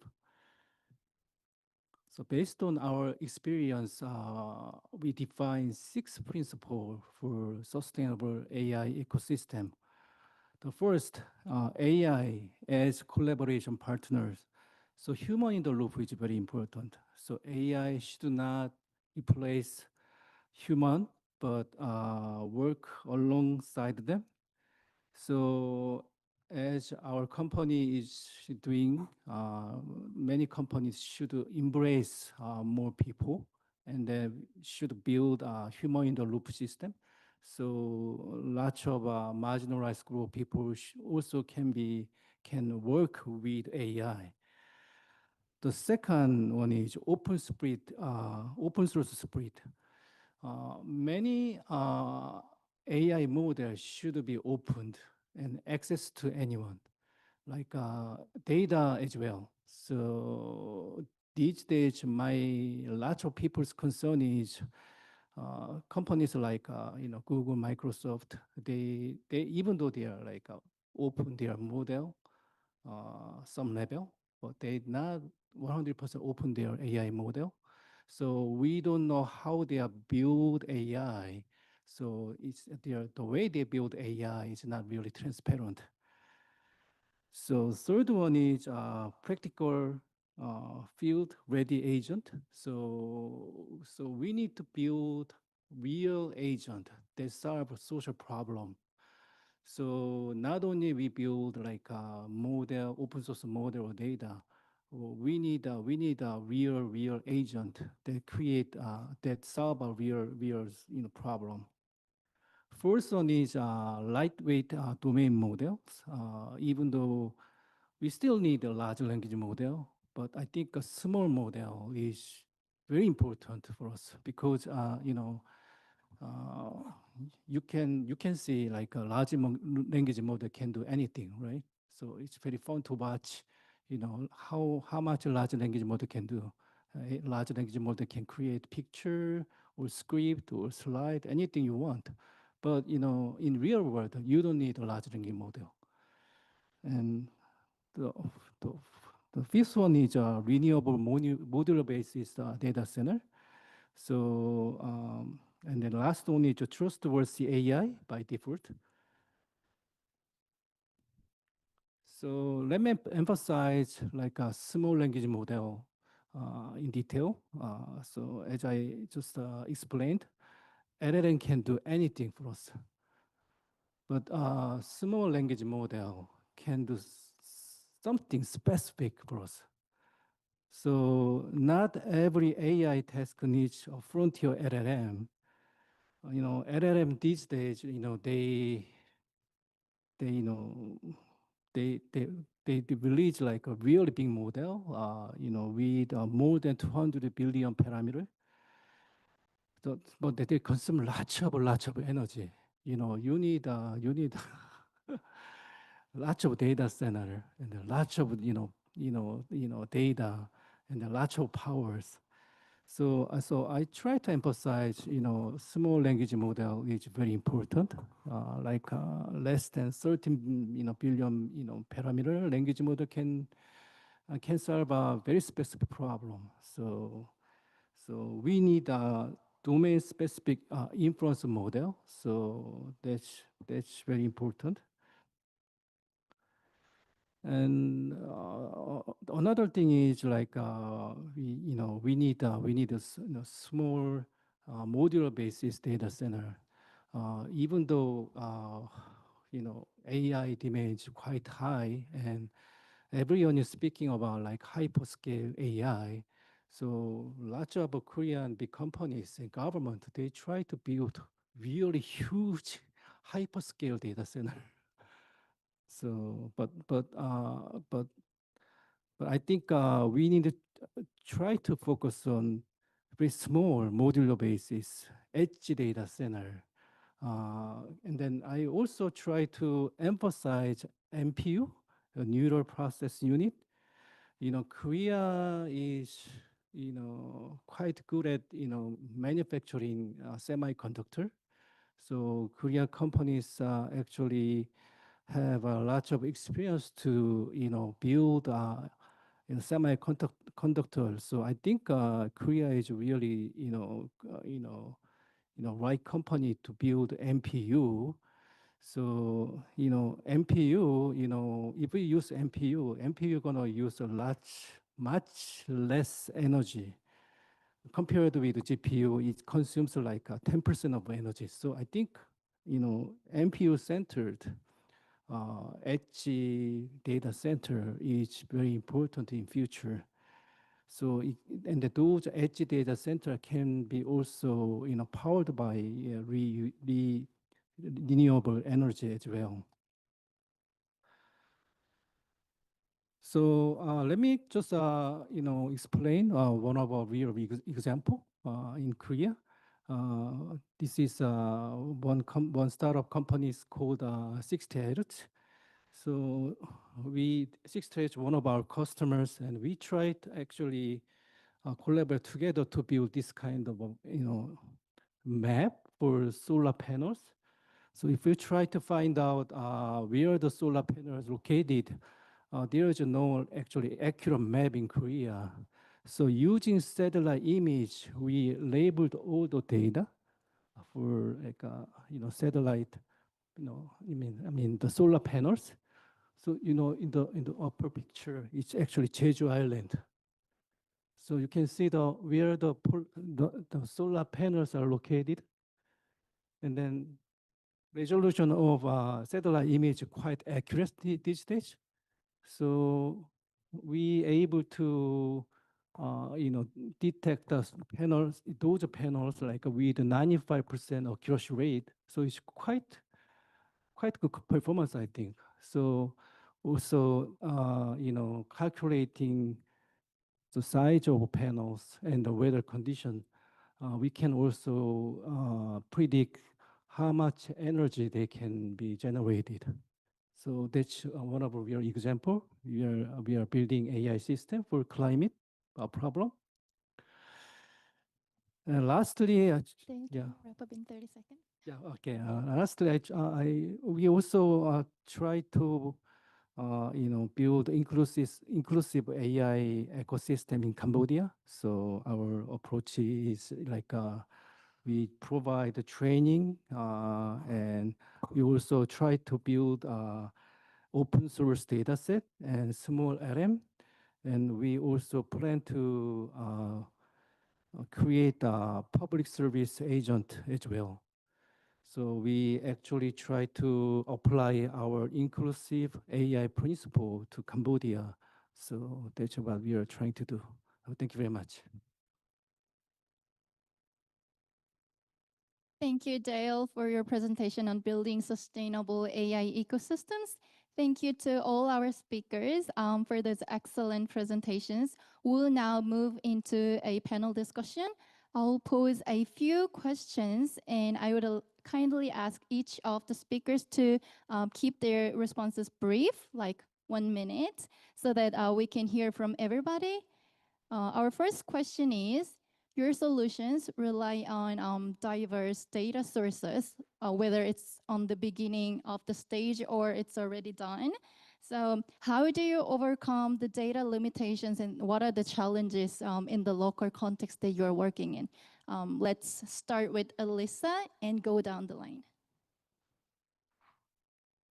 All right. Thank you for the questions. So before I starting the design for my solutions, first thing, when we talking about the solutions in least developing country, many people think how can we starting to getting the data from the local side. So first, that is my solutions pop up with the questions: how can we trying to combinations of the hardware and the software together, but to reduce the costs and also to be effective, easy operations. So for my hardware, for example, like the sensor installations, our sensors, soil moistures, the weather stations, and also like the ground water stations, we minimize the cost by looking at the local contents in Laos where they are lake of the irrigations in. So the groundwater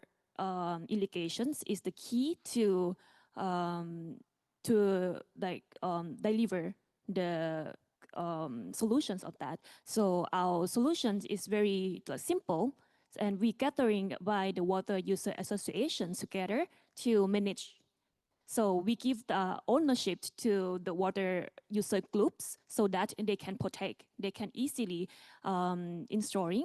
And also we give the capacity buildings before we starting the project.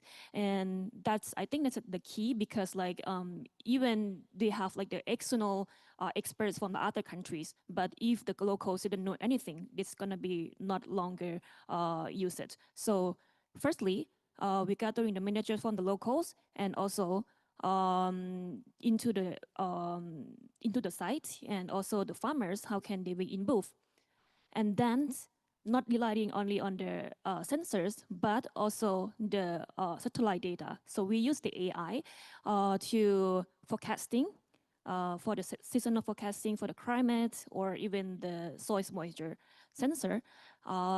We combining the real-time monitoring platform with the satellite data. So we trying to see whether what exactly the situations of the irrigations needs in the local. So we're trying to minimize how the data should be input, and what they didn't need, then we delete it. So that's we starting from the local, starting from the bottoms, not just invest in the large scale of the infrastructure. So due to the data limitations, we trying to minimize the costs and also minimize the large scale irrigations. Yes, that's what I wanted.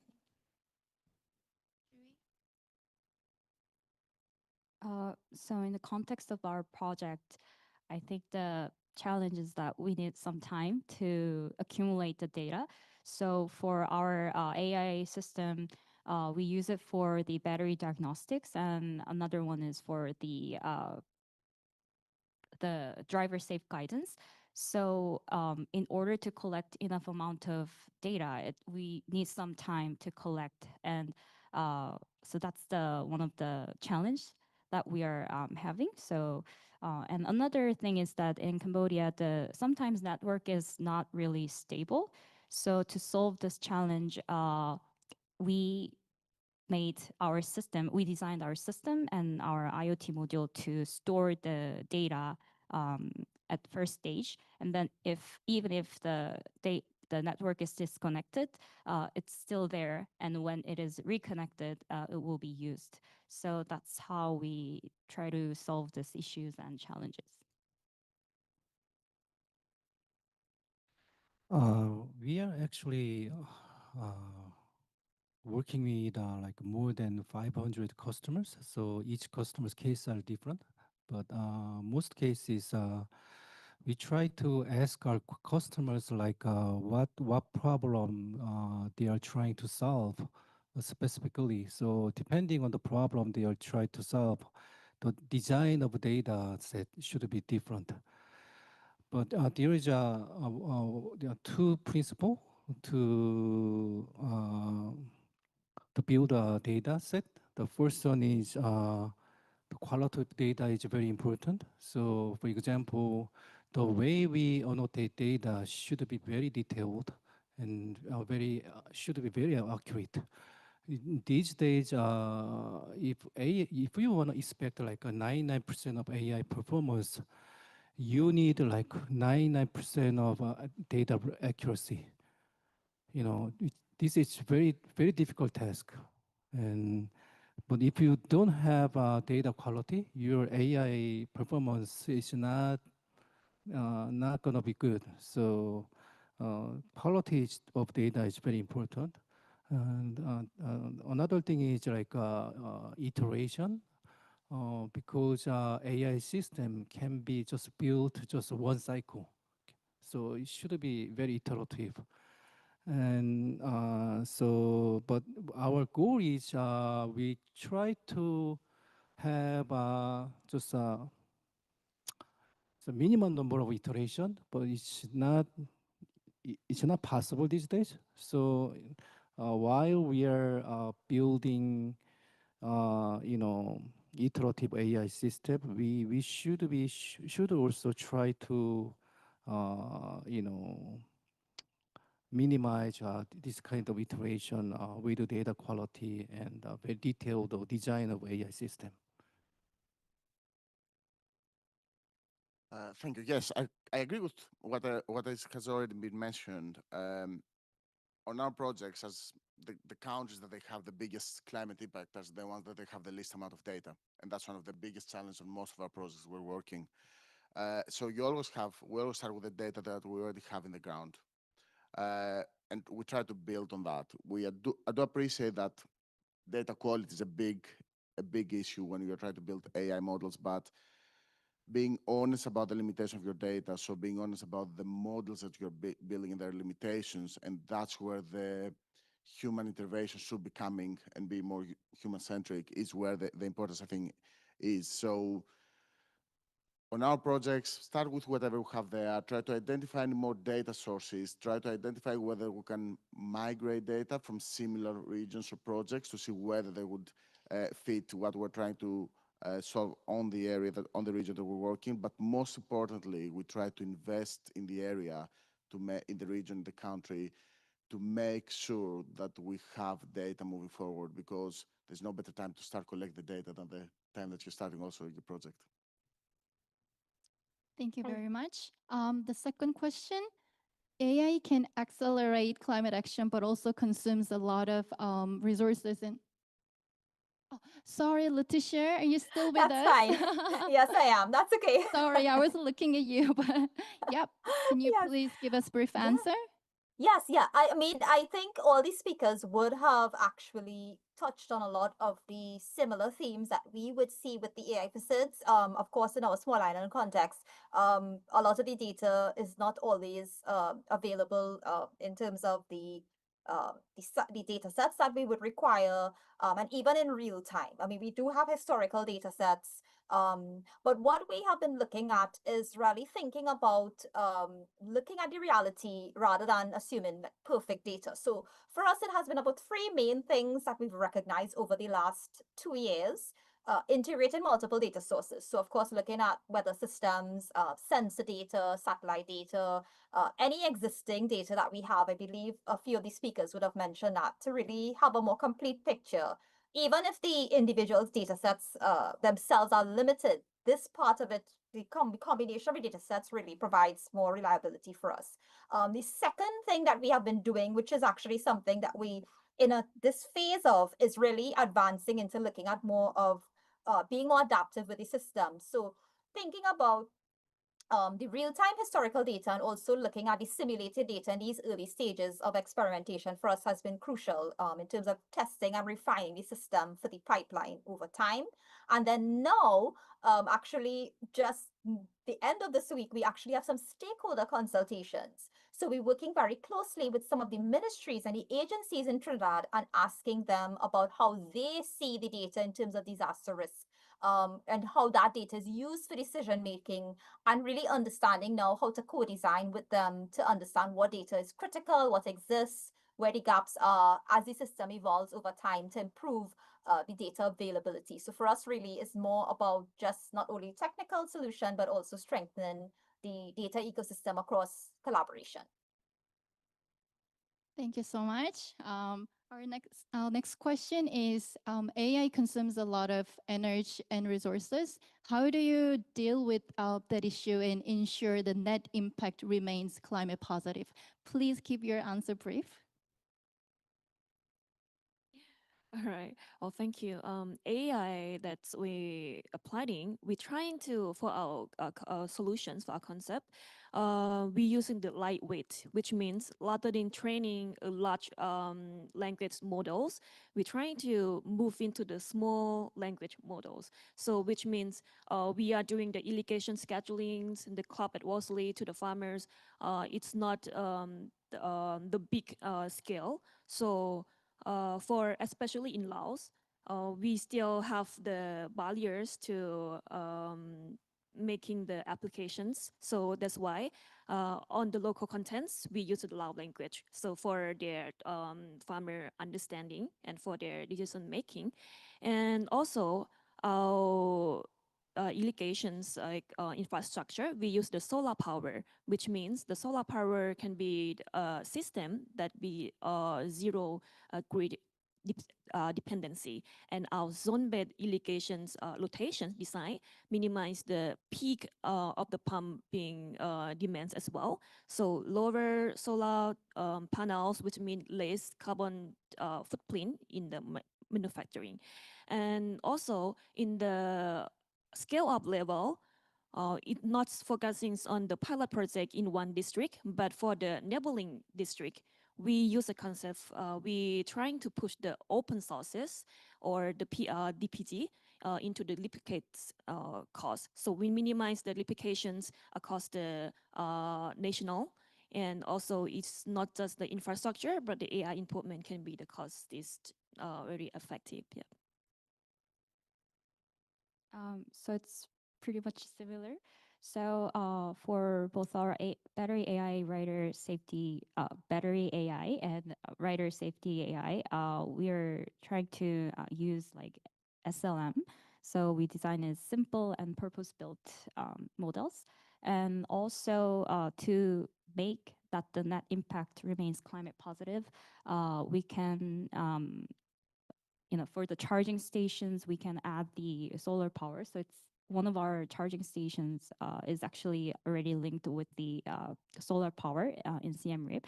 So I think that's how we try to make the net impact remain climate positive.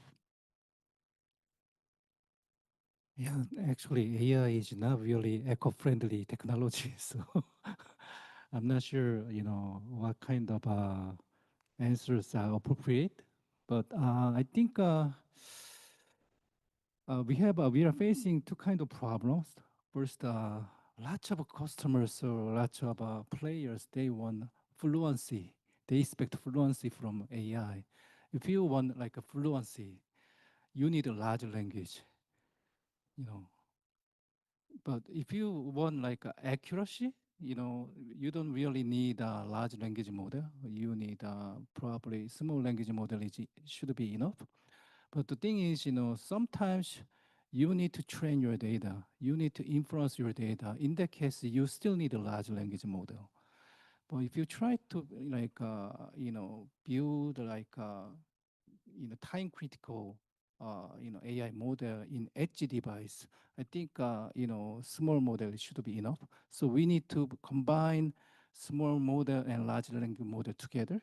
So we need to, I think, a hybrid model approach to achieve the performance we are expecting, I think. So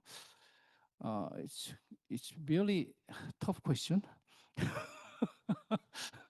But I think the reason I try to emphasize the small language model because this is about like a democratizing AI technology. So we need lots of very lightweight model that can be run on your smartphone or your very little IoT device. So I think so another approach we can do is we try to support open source community, which can build a very small model. So I think that's one of the way we can try to build sustainable ecosystem as well. I agree with what's mentioned. One key thing for me is that currently we're in the era where with AI and especially with language models, we have a hammer for all the solutions. So whatever the question is, the answer is AI, where we have to become a bit more, as you mentioned, more focused on what is the right size model. Is it a large language model? Is it a small language model? Is a completely different technique? Is a completely different approach on what we're taking? And hopefully this realization will happen sooner than later, because on the back of that is also the ethics about processing all this data, all this time and privacy and all the other exciting things that come with that. And also another big issue that you can easily solve is where do you use the compute? Where do you transfer your data? Not every region has the same impact on the environment when you're processing the data. So these are some of the things that I think that we could do slightly better. And for the forthcoming days, an interesting project we're working on GGGI about this with the Korean government, which quite hopefully is going to try to solve some of these questions. Fingers crossed. And Letitia? Yeah, I mean, a lot of these speakers really spoke, in terms of really understanding that it's something that we are really in real time having these discussions and really taking seriously in terms of thinking about the climate impact. But in terms of the project that we are doing specifically, and I believe one of the speakers mentioned, yes, moving from just going straight into like a large language model. For us, it's looking at a small language model as a first step on a phased basis. Because in our project, what we have decided to do is really focus first on improving the efficiency of the processes that the disaster risk professionals have in front of them. So making it more efficient, purpose-driven AI, rather than just having a large resource-intensive model that's going to take a lot of energy. So we're not training on very massive models at this point from scratch. We're really using more targeted approaches in terms of design for more specific, I would say, decision support tasks in terms of making those particular decisions that these professionals have to make when they are faced with a disaster and helping the community to improve that as a first step.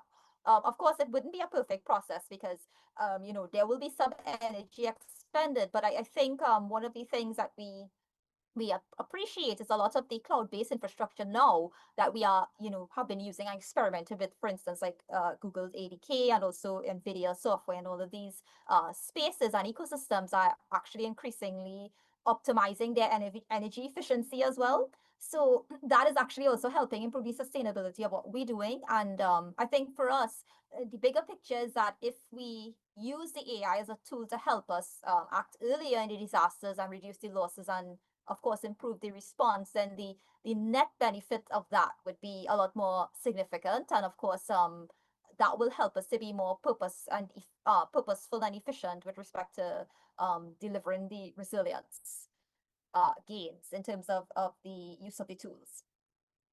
Thank you, Letitia. The final question is, you talked about diverse types of partnerships. Having said that, what other collaborations do you still need to bring the solutions to the scale?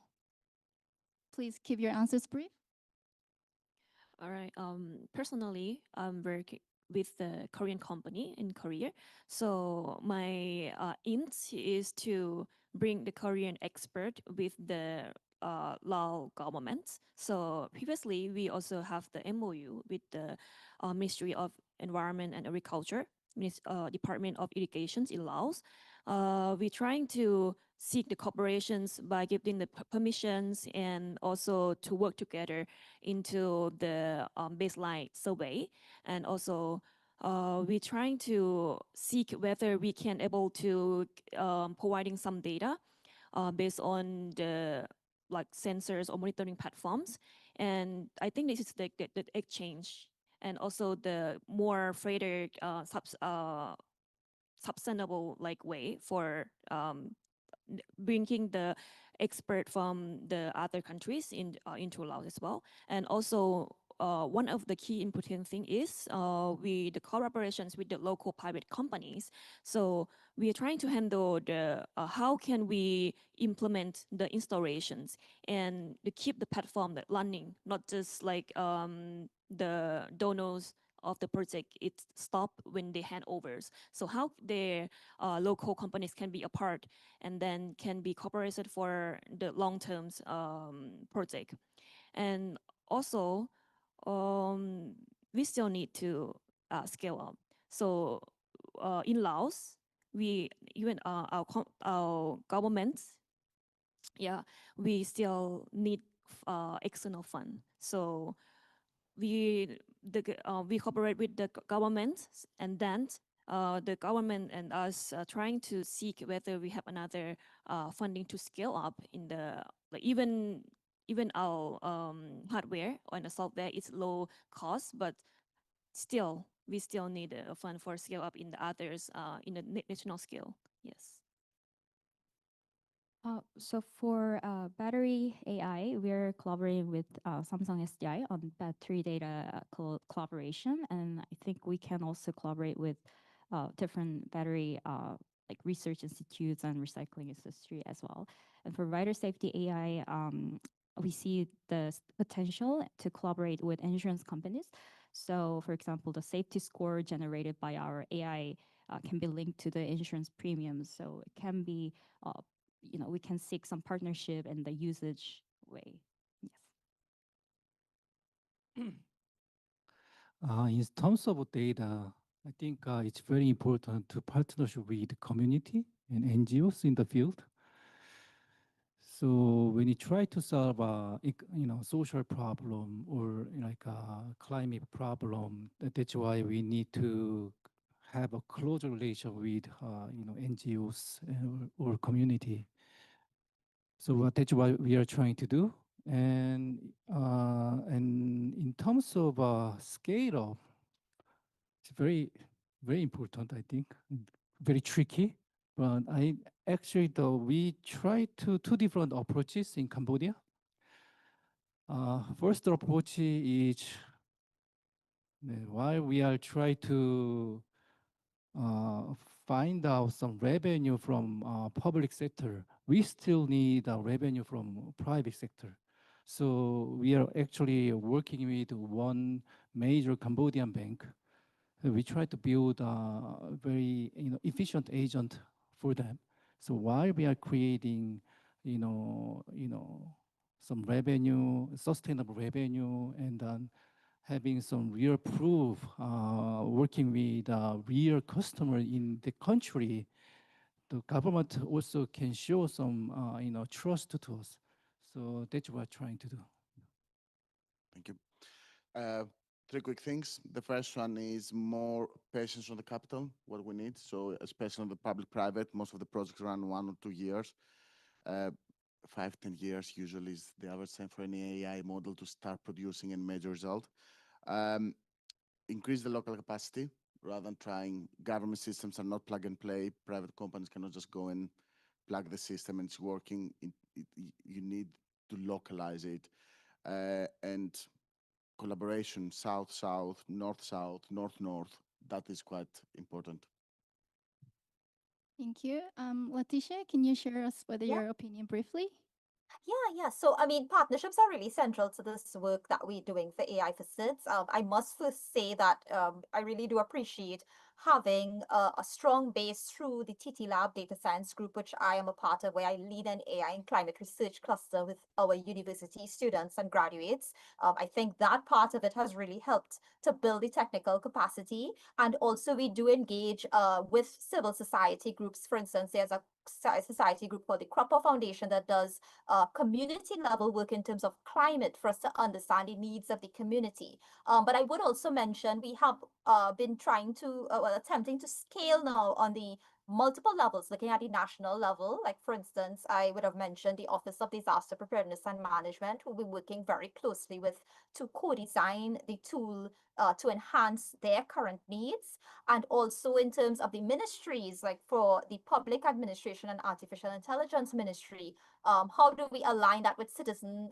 facing platforms and the needs of the citizens in terms of the real systems that they interface with daily? So for us, some of these initiatives have really been critical to building out the platform larger, really and truly to be able to integrate stronger ideas towards data sharing frameworks as well across the agencies, and also to make more like of a sustained investment in digital infrastructure, which I think they're starting to recognize through the way we are presenting the tool, and how it should be used in the community. So lastly, I would just say that overall for us, those partnerships, of course, funding to scale higher would also be appreciated as well.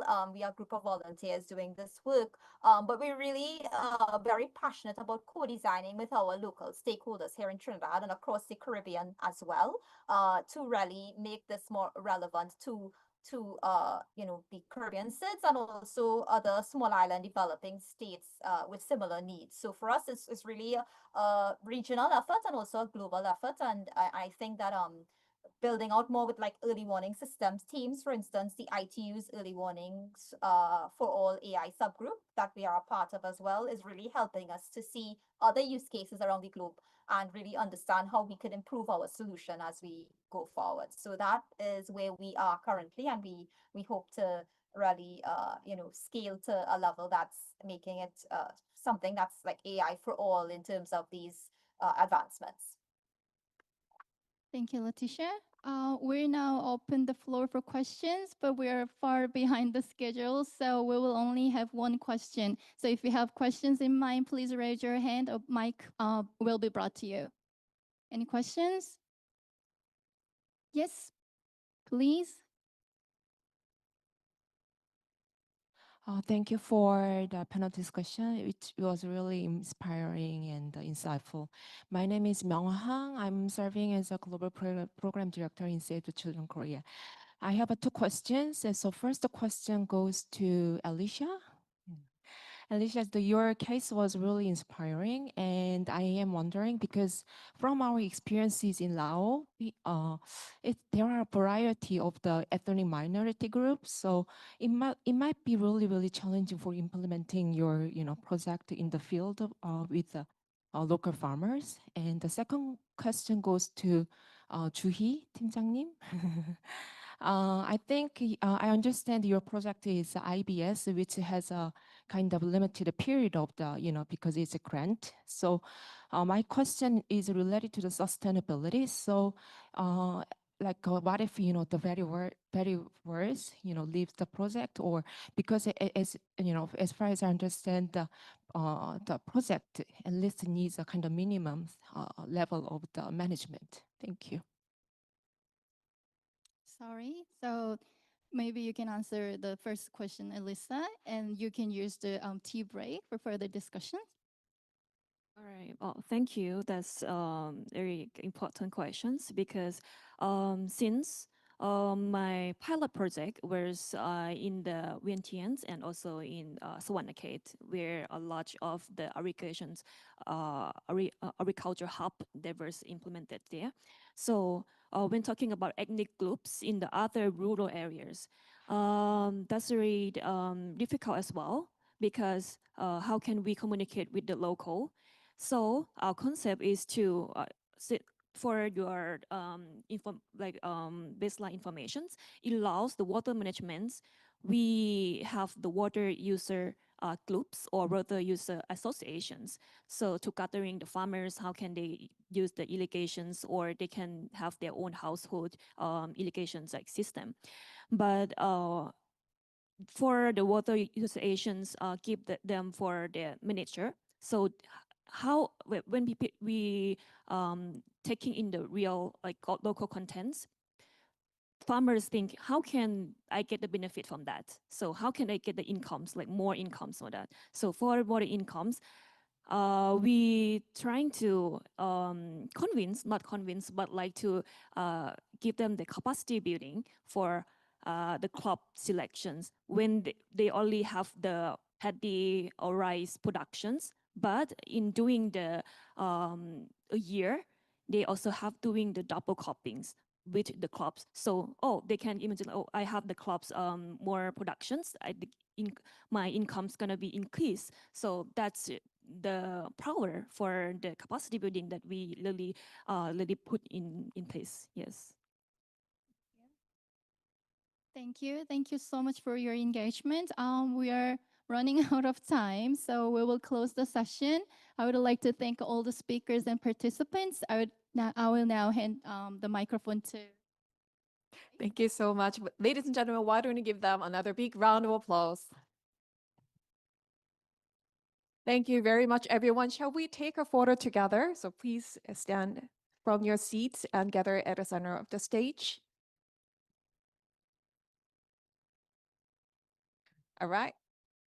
We're going to take a photo. So please look at the camera in front of you.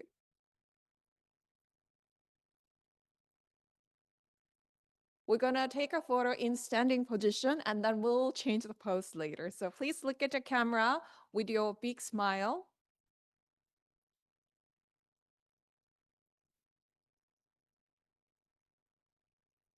And shall we change the pose? One more time, please look at the camera. And can you make a finger heart? Yes, small heart is also great. Letitia, if you can, thank you so much. Please look at the camera. Thank you so much. Ladies and gentlemen, please give them another big round of applause. Thank you. You may return to your seats. And we're going to have a short break until 11:50, 11:50. So please enjoy your short break. It will reconvene at 11:50. So please be back 2 to 3 minutes earlier so we can start session 2 on time. Thank you very much.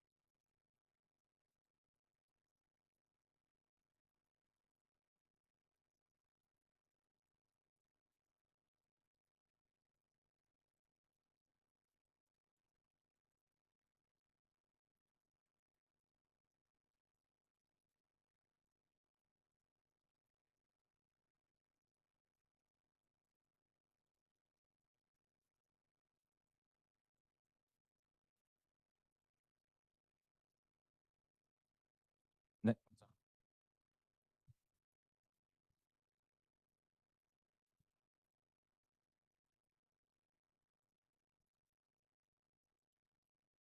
Ethel, can you hear me?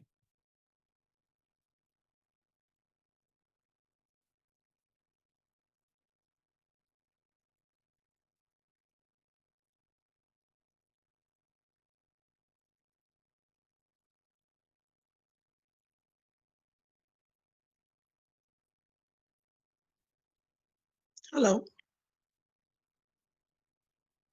Can you hear me?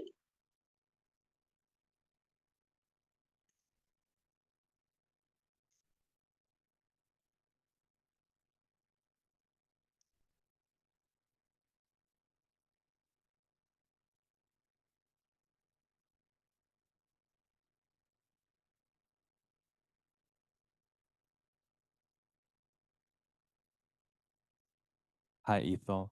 We can see you. Um, Can you okay, you try can hear saying me? something because we cannot hear you?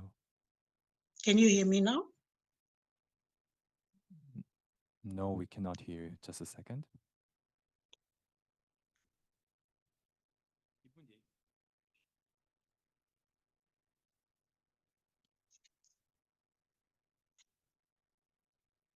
알겠습니다. Can you hear me?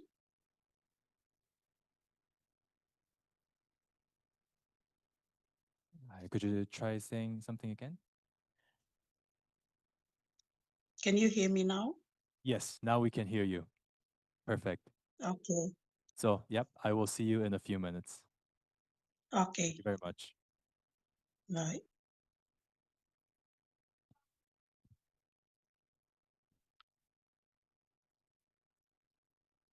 그거는 어쩔 수 없을 것 같아요. 개도국 분들이 보통 핸드폰을 많이 조인하시는데 그건 어쩔 수 없는 거라서.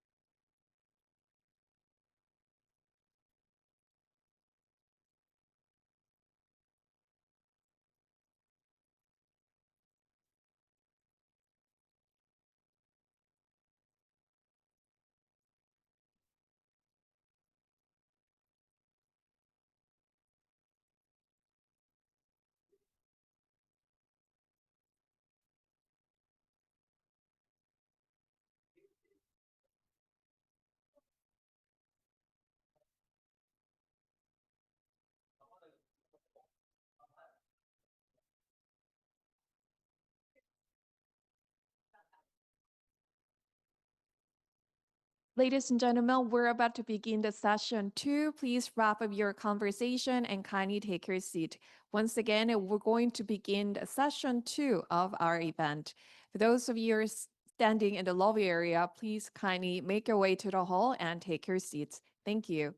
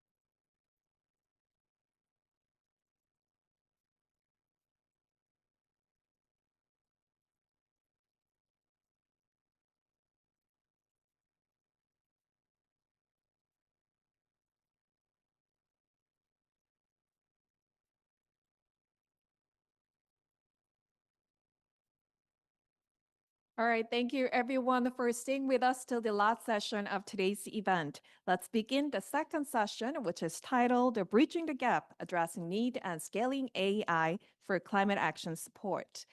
If session 1 showed us what is possible, the session 2 asks, how do we make it happen at scale and where it matters most? The session will take the form of a fireside chat, bringing together perspectives from UN CCC Technology Mechanism, a developing country government, a development cooperation agency, and a World Bank to explore how we can collectively bridge the gap between AI innovation and climate action on the ground. So may I invite our session 2 moderator and speakers to the stage. Please join us up onto the stage, and ladies and gentlemen, please welcome them with a warm round of applause.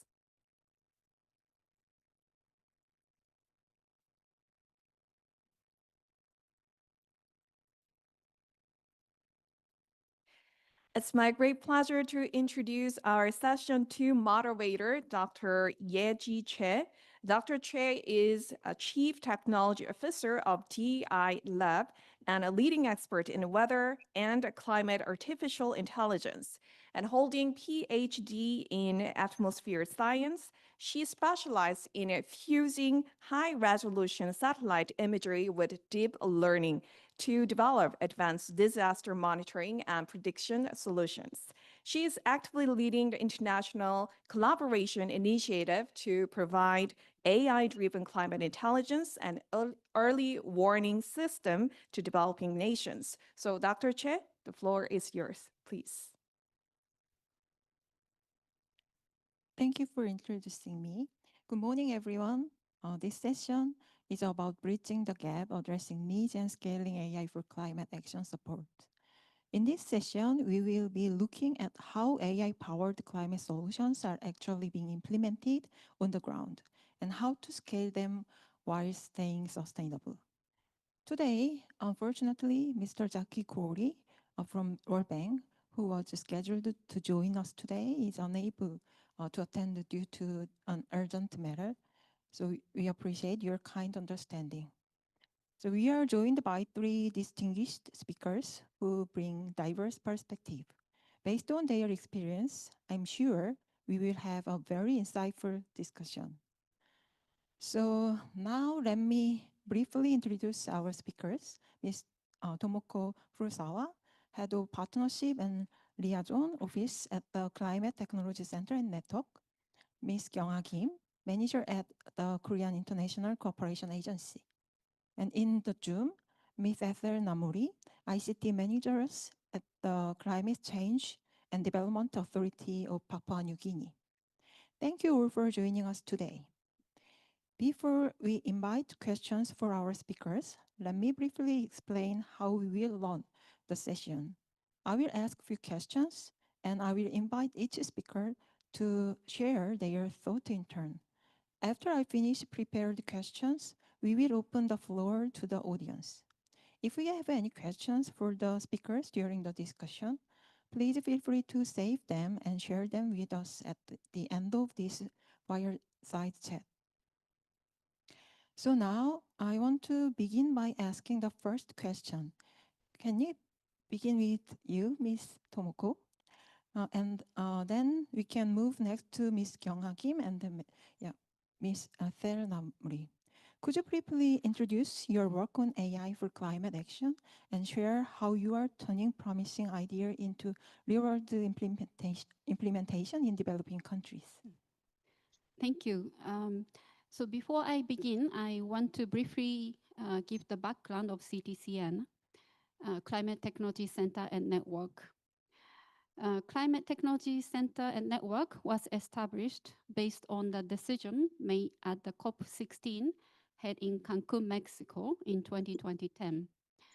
Parties decided to establish technology mechanism consisting of Technology Executive Committee, currently hosted by UNFCCC as policy arm, and CTCN as an implementation arm, currently hosted by UNEP, and Green Technology Fund as financial mechanism. Our focal points are national designated entity, mainly sitting in Ministry of Environment or Ministry of Climate Change. And CTCN has three key areas of support. One, capacity building. Second, technical assistance. And third, post-impact generation, including knowledge sharing and matchmaking to potential financier to scale up our TAs. And to answer your question, as Pedro mentioned earlier in his presentation, as per the joint work plan approved at COP28 in 2023, together with UNFCCC Technology Executive Committee, CTCN is mandated to support one national level technical assistance project that have strong AI components. And second, enhance our focal points and the East capacity to apply AI in their respective works. And third, expand a network on AI globally. Under CTCN's 2023 to 2027 program of work, and in collaboration with UNFCCC Technology Executive Committee, through the joint initiative on AI for climate action, CTCN has made AI a strategic priority. CTCN supports countries, particularly CIS and LDCs, to identify AI opportunities, pilot solutions, and build the capacities needed to sustain them. CTCN follows a demand-driven process to ensure alignment with country priorities and mobilizes tailored expertise in response. Since 2023, we have been supporting 10 AI-embedded technical assistance projects globally upon country requests. For example, in Malawi, we are using AI and simple mobile tools to transform how climate data is collected, moving from slow paper-based system to near real-time observations. This allows communities to detect risk earlier and respond faster, ultimately saving lives. In Nepal, we support an AI-powered early warning system that analyzes decades of weather data and translates it into simple SMS advice for farmers, helping them decide when to plant, irrigate, or harvest and avoid climate-related losses. As AI tools are versatile and applicable in any hardwares, we see the trend of countries willing to apply more and more for their increased efficiency, efficacy, and effectiveness in project development to implementation and follow-up. To accommodate these increasing interests, we see the need to open a dedicated program for TA with AI components. So these needs are fully served and collect cases to inform what works and doesn't in climate solutions. In addition to pilot technical assistance projects, we support capacity building activities. In 2024, we delivered a global AI capacity building program to close to 100 of our national focal points and continue to run regular thematic webinars to help countries to apply AI in both mitigation and adaptation contexts. We also publish knowledge products this year in Latin America, case studies on AI. Sorry, it was in 2025, and this year in Africa. And we also started inviting AI organization to our CTCN network members, and currently 3 members are registered.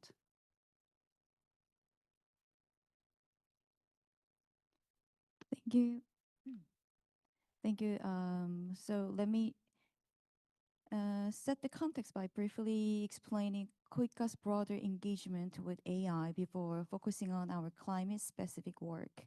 KOICA is a Republic of Korea's official development cooperation agency. We work with over 50 partner countries across Asia, Africa, and Middle East, and Latin America, and the Pacific. Over the past 2 years, AI has moved from being a peripheral consideration in our programming to a central strategic priority. Under the banner of what our government calls a global AI basic society, KOICA has developed a comprehensive AI ODA strategy whose details were kindly delivered by KOICA Vice President at the opening session today. This is not a strategy that exists on paper alone. We are implementing it across a growing portfolio of projects.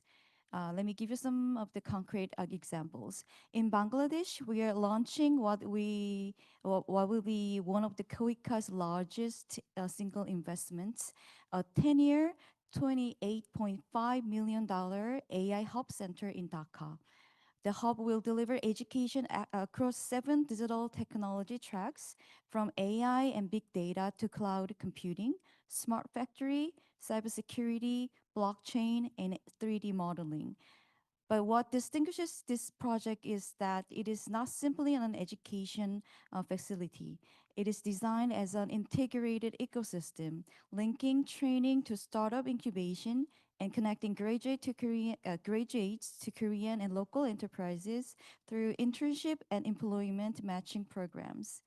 Over the course of the project, we aim to train over 5,000 professionals, support more than 60 startup launches, and place graduates in employment both within Bangladesh and in Korea, where demand for skilled AI talent is acute. In Senegal, we are building an AI transformation center in Diamidao's new city, a $14.5 million 8-year project that takes the concept further by centering it on what we call AI transformation. The distinction is important. This is not a conventional ICT training. A curriculum is designed around AI orchestration, the ability to combine multiple AI tools and services to solve real-world problems. In agriculture, public services, manufacturing, and entrepreneurship. The center will serve not only young job seekers and aspiring entrepreneurs, but also government officials, teachers, and private sector employees. Because AI transformation only works when it permeates the entire society. And we have designed this project with a deliberate ambition to scale across West Africa, positioning Senegal as a regional AI hub in Africa. So now turning to specifically to climate, this is where our partnership with the UNFCCC comes in. KOICA and the UNFCCC Secretariat signed a Climate Future Partnership at COP29 in 2024. Under this partnership, KOICA serves as the lead partner of the Technology Mechanisms AI for Climate Action Initiative. In the first year of the partnership, we have made outstanding achievements: AI for Climate Action Forum in Dar es Salaam, the ASCA Award, and the masterclass at COP30 in Belém, as Pedro kindly explained in the high-level opening session today. But I want to candid about how we see the next phase. The forum, the award, the masterclass, these are the platforms for visibility and connection. The harder work is turning these promising ideas into sustained, locally owned operations on the ground. That is why KOICA's broader AI ODS strategy matters for climate. When we build an AI hub in Bangladesh or AI transformation center in Senegal, we are not building a climate projects per se, but we are building the human and institutional capacity that makes the climate AI solutions possible. Our approach, in short, is to work across three layers simultaneously. At the global level, we use the UNFCCC partnership to convene, to identify innovation, and to build normative frameworks. And at the national level, we invest in AI infrastructure that creates the enabling environment for any AI application, including climate. And at the project level, we support specific Korean and local innovators in taking their solutions from prototype to deployment in real developing country conditions. The thread that connects all of this is KOICA's conviction that AI for climate action cannot be separated from the AI for development more broadly. The countries that need climate AI most urgently are the same countries that need foundational AI capacity, data infrastructure, skilled professionals, regulatory frameworks, startup ecosystems. So if we build those foundations well, climate solutions will emerge from them.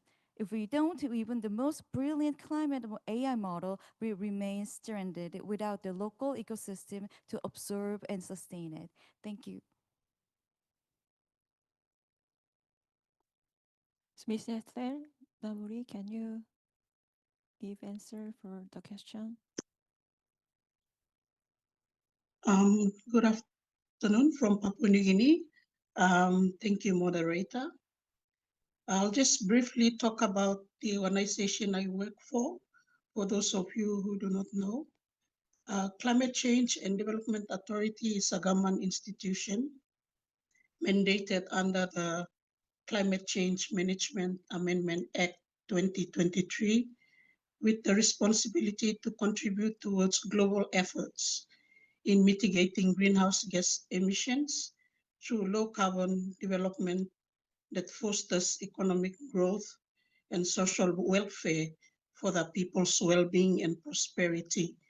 The organization is into its 16th year of existence in 2026 since its establishment in 2010.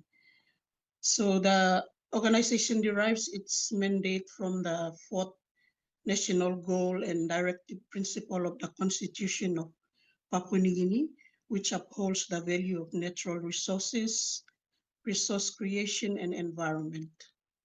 The mandate is further articulated in Pillar 5 of the country's Vision 2050, which speaks about environment sustainability and climate change. Papua New Guinea stands at a very critical intersection of vulnerability and opportunity. As one of the most climate exposed countries in the Pacific, our communities face rising sea levels, extreme weather, landslides, and ecosystems degradation that threaten livelihoods, food security, coral bleaching, and cultural heritage. Recent data shows that floods and landslides alone accounted for nearly 60% of disasters in 2024, displacing thousands of people across the country. And just recently, the cyclone Mila, which devastated our island communities.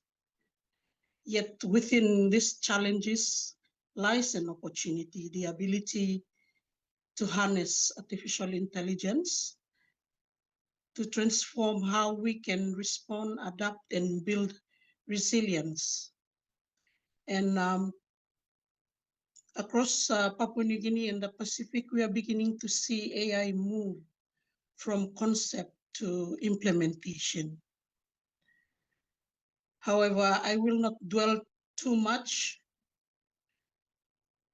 on what is being done in country as PNG challenges. We have a lot of challenges that we need to address, and I will highlight those later in my speech. But to answer your question, we see some clear examples in PNG that are very basic and led by development partners, the private sector, and NGOs in supporting government agencies.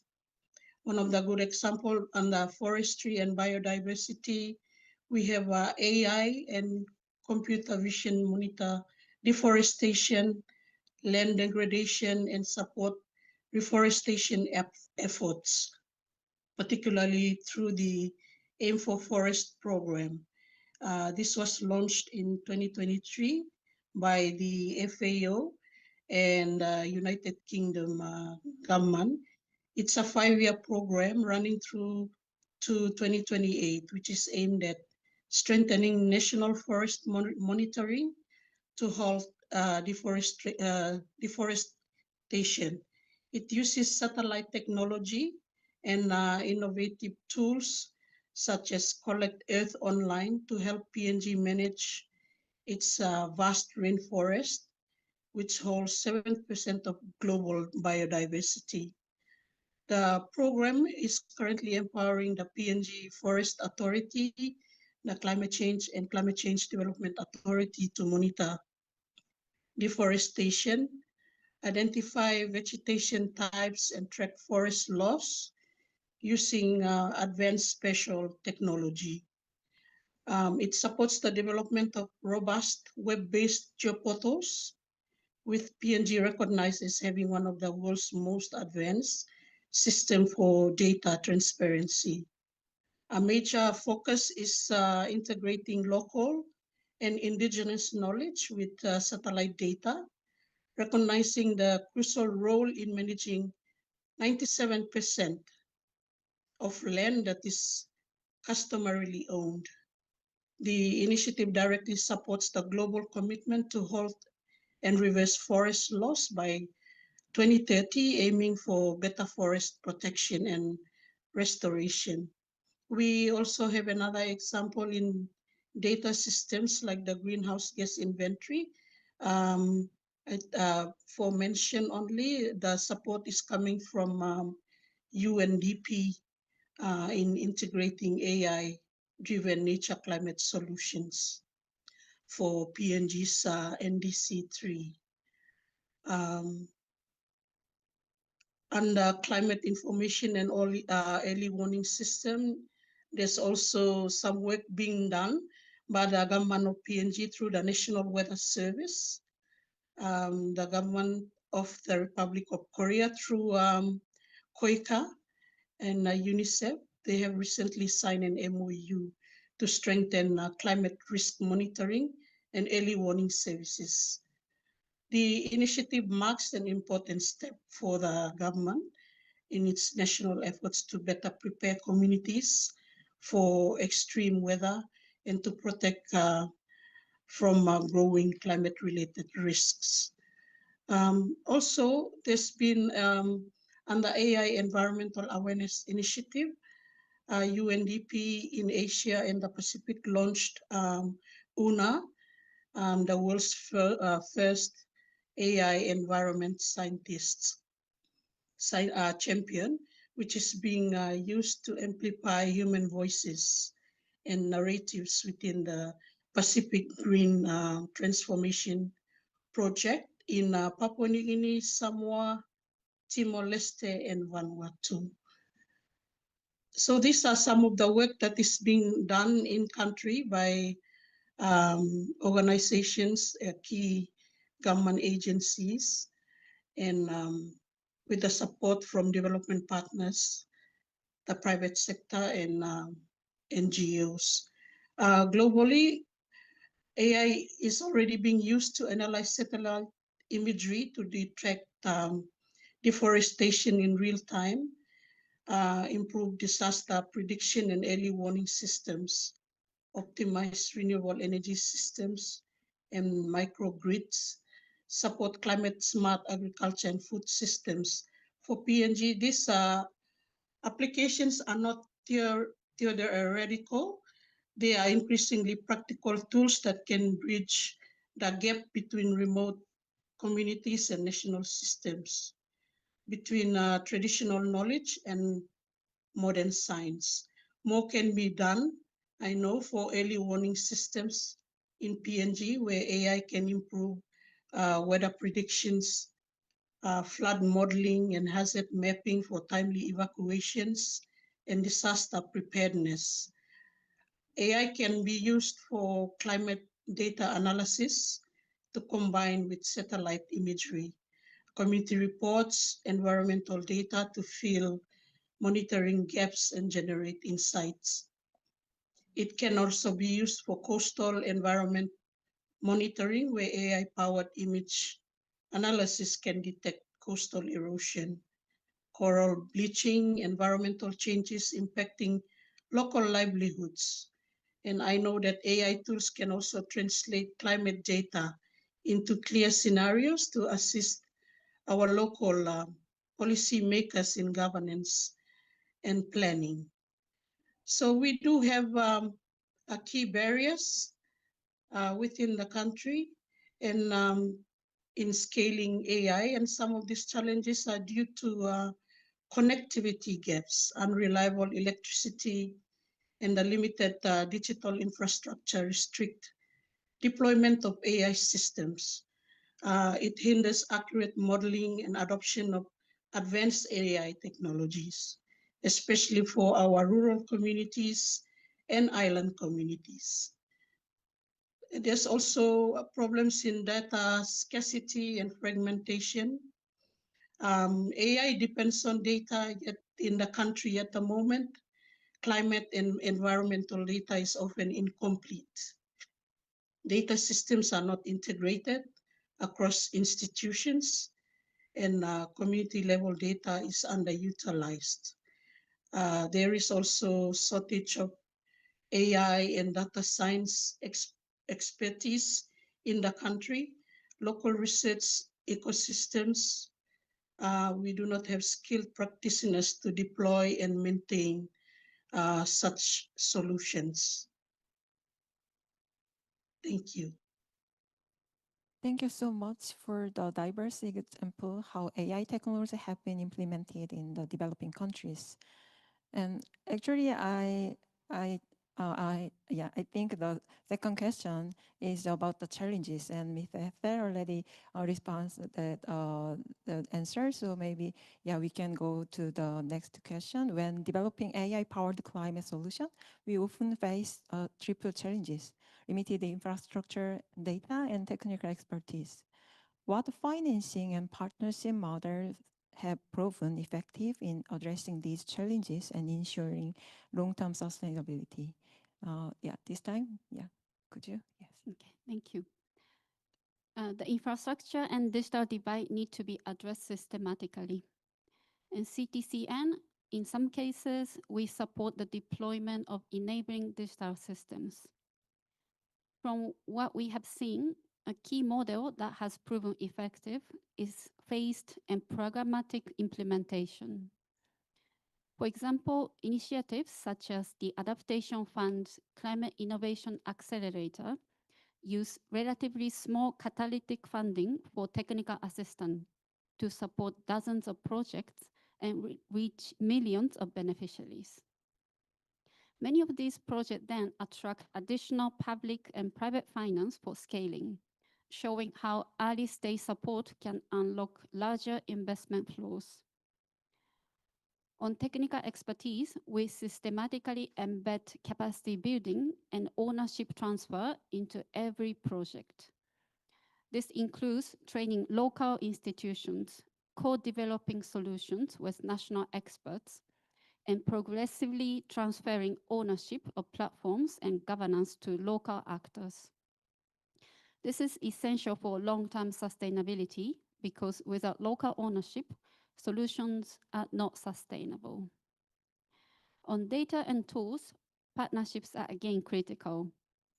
As Pedro mentioned in the morning, a good example is our recent collaboration with the Digital Public Goods Alliance, where we are working to expand access to open source digital tools and datasets for climate action. The idea is to build a growing ecosystem of accessible digital public goods that countries can adapt to their own contexts, reducing costs, avoiding duplication, and accelerating deployment. Thank you. Before I discuss models at work, I want to make a point that I think is insufficiently emphasizes in our field. The first and most critical step is understanding the demand accurately. Based on the partnership, the UNFCCC TC has conducted a survey recently of over 300 stakeholders and interviews with 11 practitioners in least developed countries and small island developing states, and it reveals a stark picture. 43% of respondents rate AI computing infrastructure in developing countries are very poor, absent, or below average. In Latin America and Caribbean, over 83 rate compute access as only poor to moderate. Data scarcity is rated more acutely in Latin America and in Africa, where over 50 to 60% report poor or very poor data quality. And when local innovators are asked what they need most urgently, the answer is clear: funding and investment first, and computing infrastructure, and then data, and then skills. This demand signal tells us that financing and partnership models cannot be generic. They must respond to specific structural barriers, and crucially, they must be designed in synergy with what partner countries are already doing. Every developing country that is party to the UNFCCC has nationally determined contributions. Many have national adaptation plans. An increasing number have national AI or digital transformation strategies. These are not separate agendas. Climate action, AI deployment, and digital developments are converging, and our financing and partnership models must converge with them. When KOICA designed an AI-related ODA project, we start from the partner country's national strategy and climate commitments and ask, where does AI create the greatest leverage for goals the country has already set? This is how we ensure our investment reinforces institutional capacity the country intends to build, rather than creating parallel structures that wither when the project ends. Now, turning to specific financing and partnership models, grants are necessary but not sufficient. Partnerships with private sectors are where we designed interventions from the outset with commercial viability in mind. So the KOICA grants create initial conditions, but sustainability comes from embedding the work in a revenue generating model. The knowledge products case of We Voice Labs in India, an AI waste monitoring system that scaled from the world level pilots to over 33 cities, succeeded through outcome based municipal contracting, where financial sustainability comes from recurring service payments tied to measurable performance. This is the phased funding logic KOICA increasingly follows. Public ODA de-risks the technology through pilots. Demonstrated results unlock private co-financing or government budget integration. I also need to note that limited and short-term funding is consistently ranked as the top barrier by local innovators. Support providers rank mobilizing catalytic capital to overcome the post-seed funding cliff as the most urgent priority. The problem is not the initial grant. It is what happens after. Too many promising AI climate solutions die between a successful pilot and a scaled operation because there's no bridge, financing, and no pathway to revenue. But I want to also highlight a structural point. The AI infrastructure divide is not just a technical problem. It is a governance and sovereignty problem. Many developing country innovators rely on free compute credits from global technology partners, creating dependency and vendor lock-in. Even data sharing between government ministries can be legally complex and politically sensitive. Financing alone does not solve this. We need partnership models that bundle technology deployment with policy advisory support, helping governments develop the regulatory regulatory frameworks and data governance policies that allow AI solutions to be sustained within the government, the national system. Thank you. So do you have any further answer from Papua New Guinea? Miss? Thank you. For financing or partnership models, historically, Papua New Guinea climate initiatives have been project-based and short terms, hence limiting scalability and sustainability. So, but encouragingly, there are financing and partnership models that are proving effective in addressing these barriers. And we have initiatives supported by entities like the Adaptation Fund and multilateral partners have enabled integrated community-based climate projects in PNG. Blended finance has been combining public or government, private, and donor funding to help de-risk innovation and attract investment in the country. Also under national coordination platforms, PNG is shifting towards coordinated climate finance systems, linking ministries and institutions to improve accountability and long-term investment readiness. Under what we call the private partner development partnerships, there's been collaborations between government, development agencies, and technology providers, such as those supporting the early warning systems, demonstrating how shared expertise accelerates impact in the country.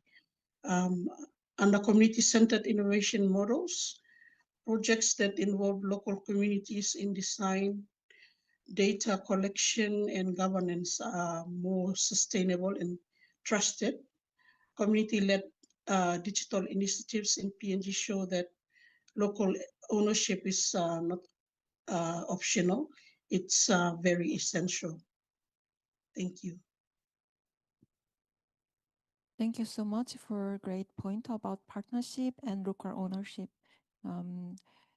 So let's go to the final question. So I want to ask about what advice would you give to different stakeholders, governments, local communities, private sector, development partners, and researchers to successfully scale AI-powered climate solution in developing countries?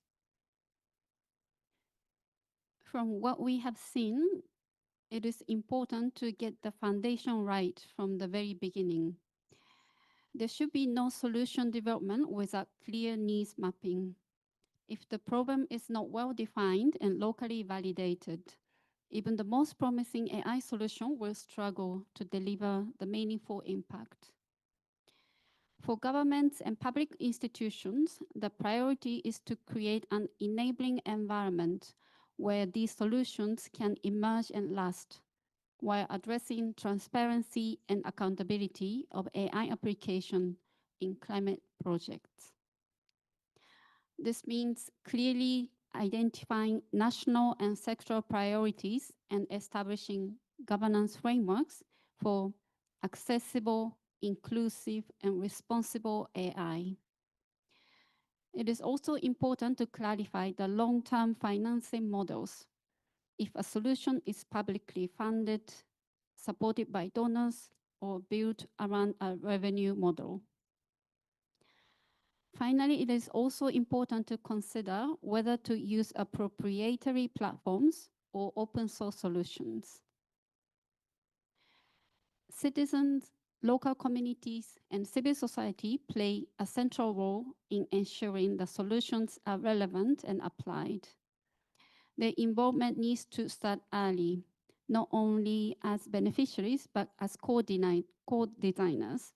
And CTCN is ensuring this in our technical assistance project development and implementation. For the private sector and innovators, the key is to move beyond one-size-fits-all approaches and design solutions that are adapted to specific contexts. We're addressing AI's ethical issues and environmental impact.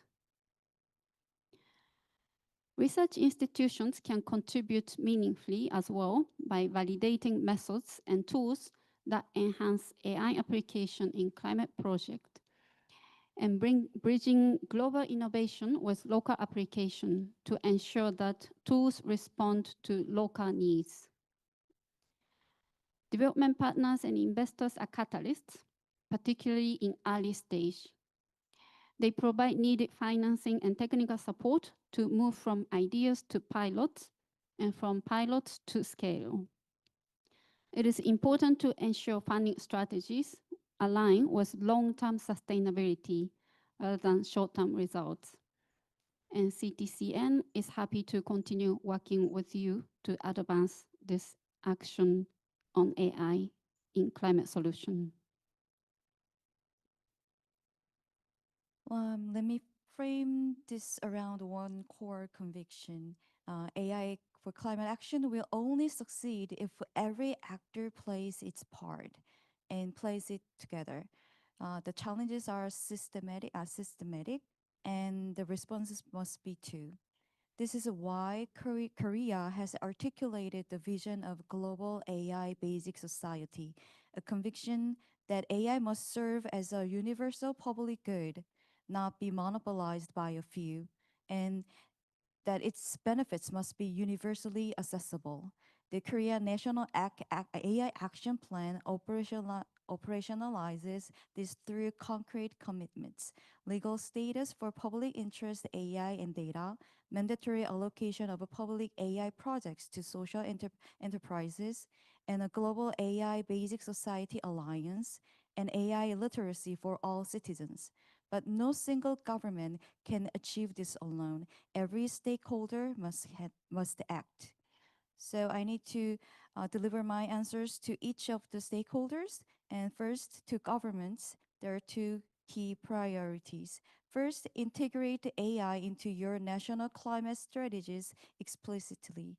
AI is not a separate agenda from your adaptation plans or NDCs. It is a tool to accelerate goals you have already set.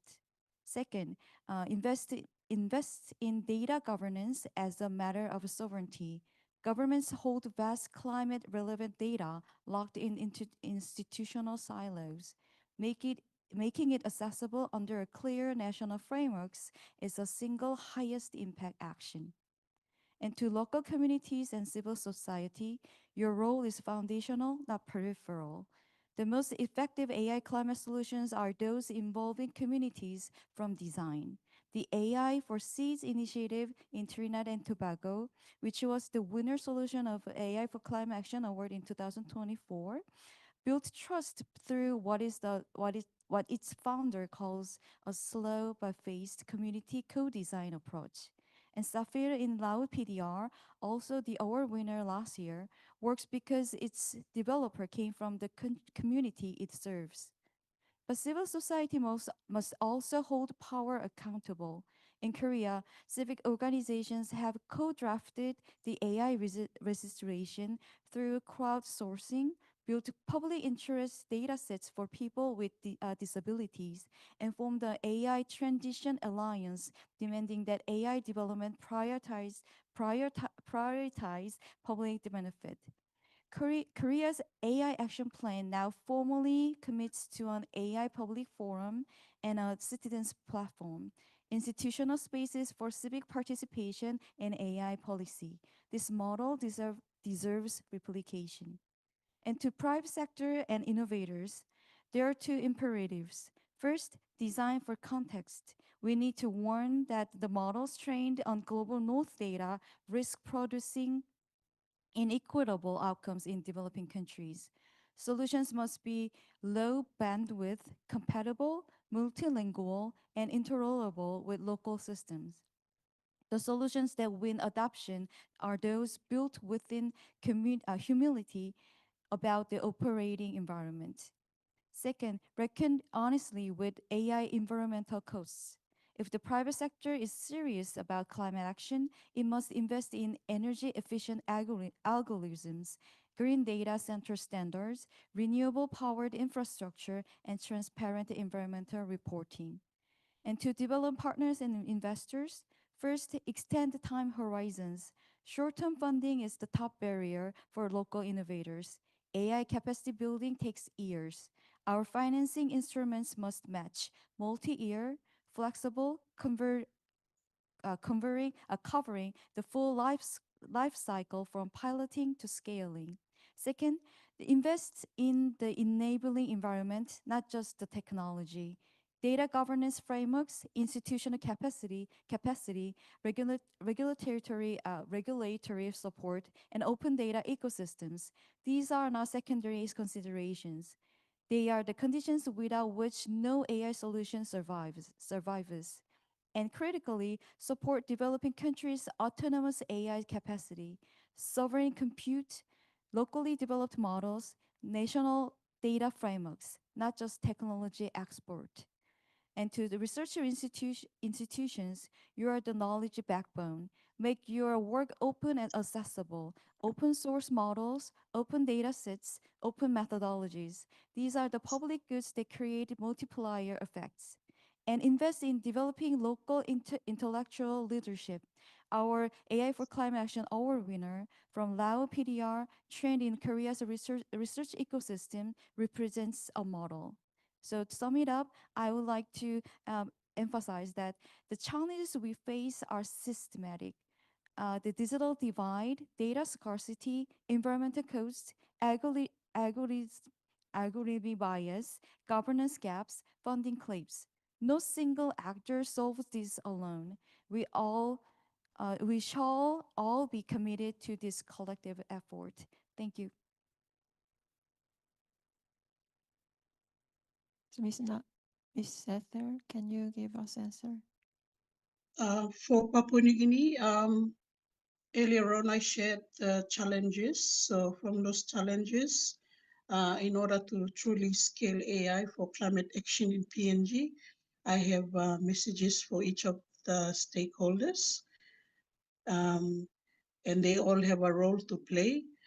For the government institutions, they need to invest in digital public infrastructure, connectivity, data platforms, and open data systems, integrate AI into national climate strategies and NDC implementation, build regulatory frameworks that ensure ethical and inclusive AI use.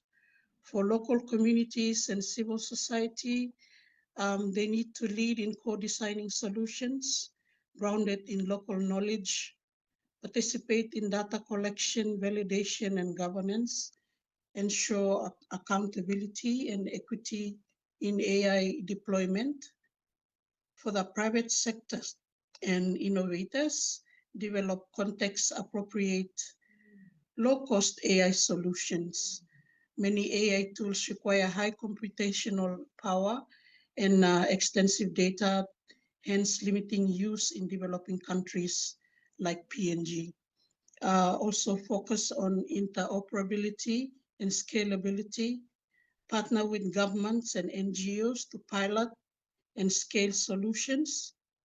For development partners and investors, you have to move beyond pilot projects towards long-term programmatic funding. Pilot projects often introduce prototypes, but lack clear pathways for scaling or sustaining technology impact.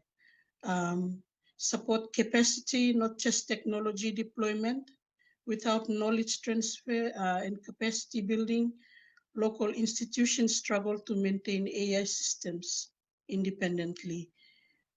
Use blended finance to unlock private sector participation. For the research institutions, prioritize applied locally relevant research, build partnerships with local universities and communities, develop AI models that work with limited and imperfect data. So in summary, bridging the gap is not just about technology, it is about the trust, collaboration, and long-term commitment. For Papua New Guinea has already demonstrated leadership in climate advocacy and nature-based solutions in the global stage. The next step is to lead in how emerging technologies like AI can be grounded in local realities and scale for real impacts. If we align our investments, empower our communities, and build the right partnerships, AI can become not just a tool, but a catalyst for resilient, inclusive, and sustainable development. So the future of climate action is in Papua New Guinea is not just about surviving change, it also is about shaping it. Thank you. Thank you. That our answers give us a very comprehensive view across the AI ecosystem. Now I'd like to open the floor to questions from the audience. If you have any questions, please raise your hand. And if you would like to direct your question to any speakers in particular, then please mention this at the start. So do you have any questions to the speakers?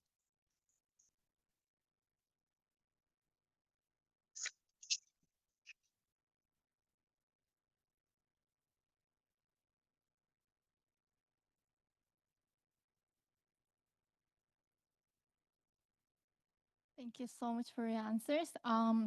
So basically, we know AI is important and it is inevitable to use AI in climate action.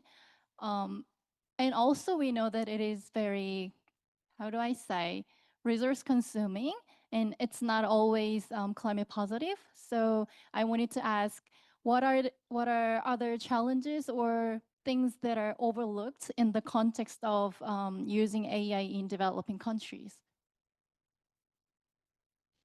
So who would you like to take these questions?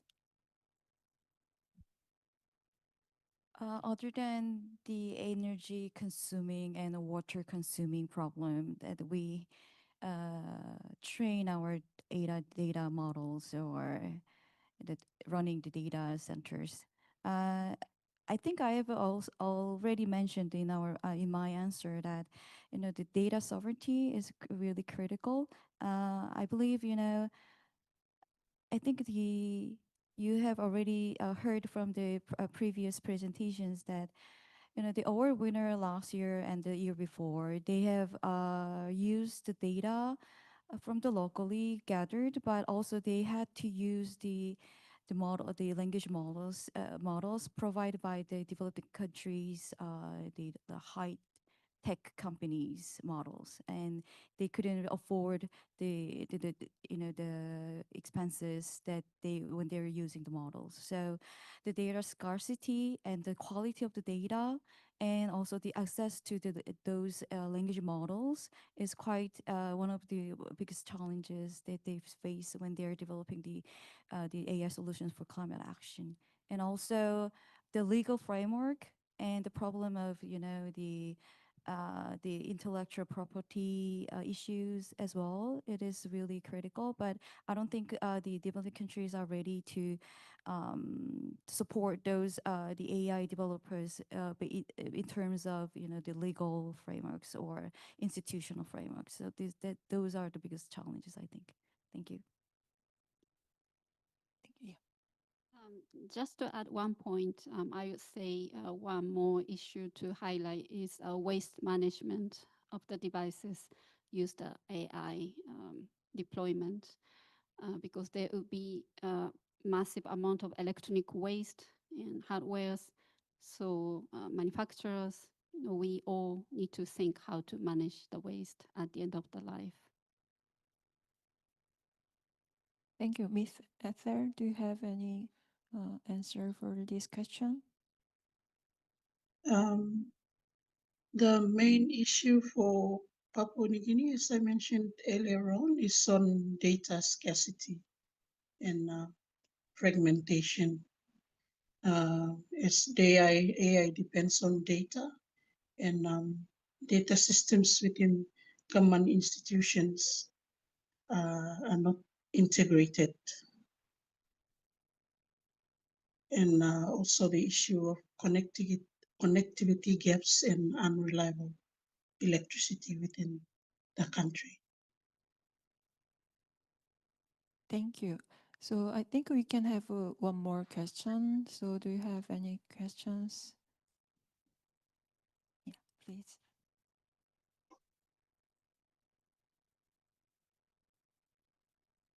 All right, thank you. As you know, like I'm on behalf of the LDC's country like representative from Laos, and since I'm like preparing for the pilot project in Laos, and after, I would like to ask for the owner, like the donors, like KOICA or CTCNs, when we talking about like the pilot scale, how we can be able to bring that pilot into the scale up. Like we also lack up sometimes of like the funding. So in order to scale the areas of the project to be more like more national level. So is able to have any opportunities or any suggestions how can we ask for the funding from the donors like KOICA or CTCN? Yes. From CTCN, now we are mandated to continue matchmaking to scale up our technical assistance project and the Belém Technology Implementation Program. So we are working together with Multilateral Development Bank and other financial institutions, and we are trying to find a partner to scale up our technical assistance project. And for your project, I can connect with our counterparts and partners so we can try to look for potential funding. And we will continue doing so for all of our technical assistance project. And as a delegation from KOICA, I think you already know, but and actually it was introduced in the session before, in the session one. We have heard from cases like the uh, two cases from, I forgot the word. I look for the name of the company. But anyway, two cases. So we are supporting the Korea venture companies, and through the through the program what is called the Creative Technology Solutions CTS or IBS or IPS. So we have programs like that. So but in order to receive the funding from KOICA through that framework, you need to be the company registered in Korea, because the whole program is the aim of the program is to support our Korean venture companies to have some kind of a small scale ODA program to be delivered in the developing countries. So, but I believe your organization is located in Korea, registered in Korea. So, why don't you like reach out to those programs? We have like the conferences explaining how to participate, and later on there's like kind of like a stage. Level one is applying for the CTS, and then there's a IBS later on, and then when your concept is fully developed, you can also seek for the what is called the bilateral ODA programs, and all the concepts should be registered through our local the country offices of Korea, KOICA. We have country offices more than 47 countries worldwide. Of course, the Lao PDR is one of our priority countries. So yeah, that is the stage. So everyone who's interested in receiving KOICA's grants, then there are lots of different frameworks depending on the participants level or scale. So yeah, I think you should reach out to the KOICA. Thank you.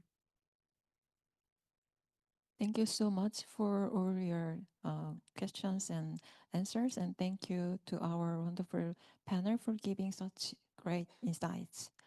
We are coming to the end of our session, and as a researcher, I'm always thinking about how promising technologies can move beyond the research, finding, and ideas to be effectively applied where they are most needed.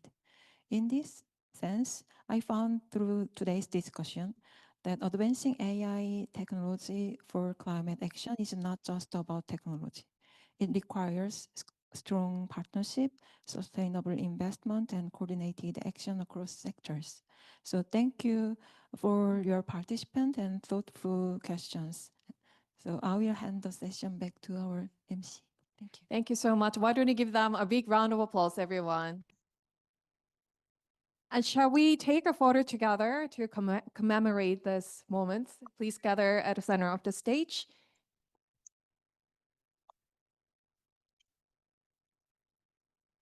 So the first, we're going to take a photo in standing position. Please show us your big smile towards the camera.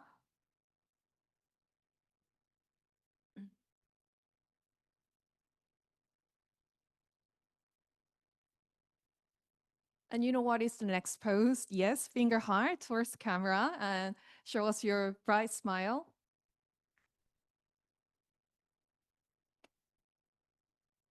Thank you so much. You may return to your seat. Ladies and gentlemen, please give them another big round of applause. Thank you so much, Dr. Che, for leading the session as a moderator, and special thanks go to all our session 2 speakers for sharing their thoughts and insight with us. So today we begin with a strong call to action from high-level speakers, the Republic of Korea, KOICA, and the Technology Executive Committee, highlighting that the AI, when used responsibly and inclusively, can be a strong and powerful driver for climate action in developing countries. And today's conversation do not end here. The UN App CCC Technology Mechanism and KOICA will continue to support the follow-up, partnership, and collaboration beyond this event. And lastly, we would like to extend our sincere gratitude to everyone for being here with us till the very last moment of the event. On behalf of the organizer, we wish you a productive reminder of the Climate Week here in Yeosu, and let us carry forward today's momentum and deliver AI for climate action together. So that's all from me, and thank you everyone. Enjoy the rest of your day. Looking forward to meeting all of you in near future. Thank you very much. 감사합니다.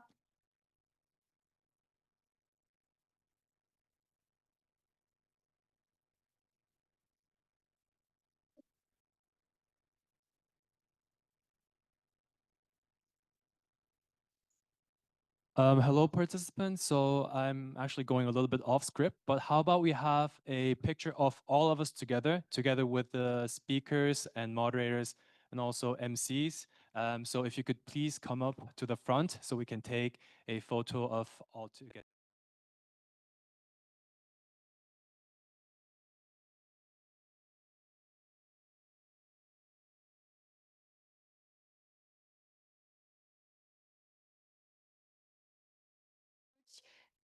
To the stage.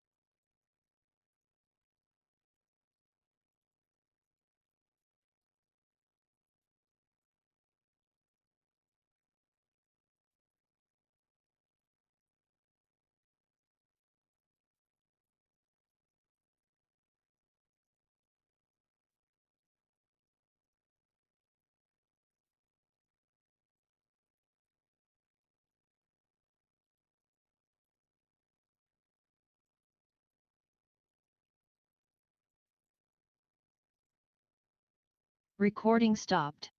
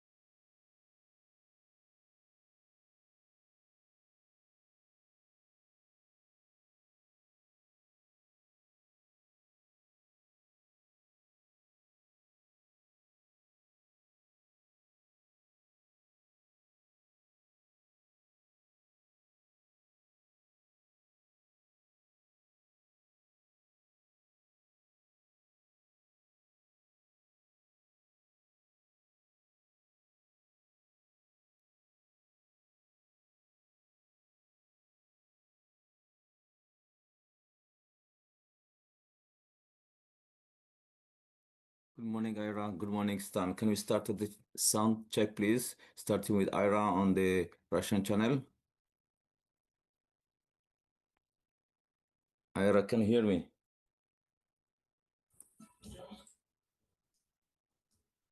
Stan, can you the Russian channel, please?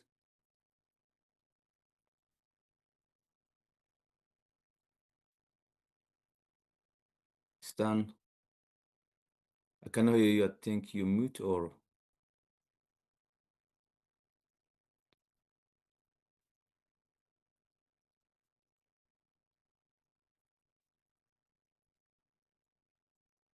yeah. I can hear you on the Russian channel now. Thank you. Okay, sorry about that. Can you try the English one now again? Yeah, loud and clear. Thank you. Have a good meeting. Did my check the sound again in the room? I know, they Okay, usually okay. do it. Thank you. Have a good meeting. Yeah, bye-bye. Ira, can you hear us? Yes.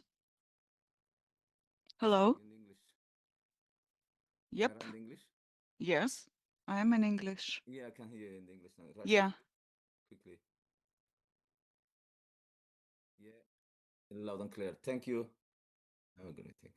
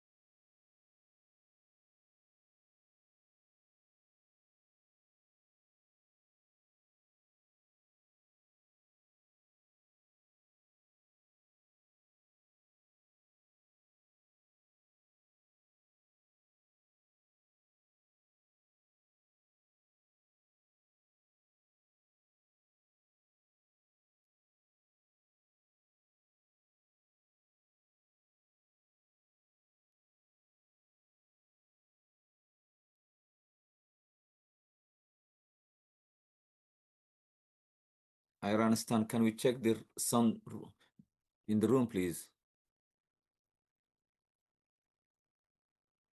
When you're ready.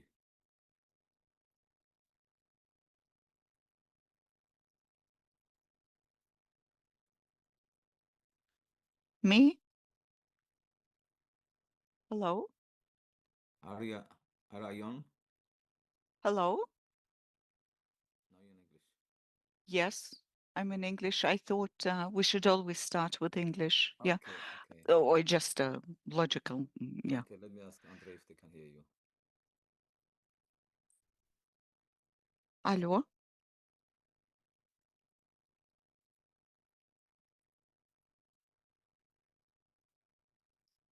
Меня слышно? Алло, алло. Hello. Hello, hello. Andre, can you hear us? Yes, I can hear you. Can you hear me? Hello. Oh, yes. We can hear you. Yes, yes, we do. All right, thank you so much. Yes, we do. Thank you. Can we please try English channel? No, we were in English. I was in All right, English. let's- I was in English, not in Russian. Russian? Let's try Russian, please.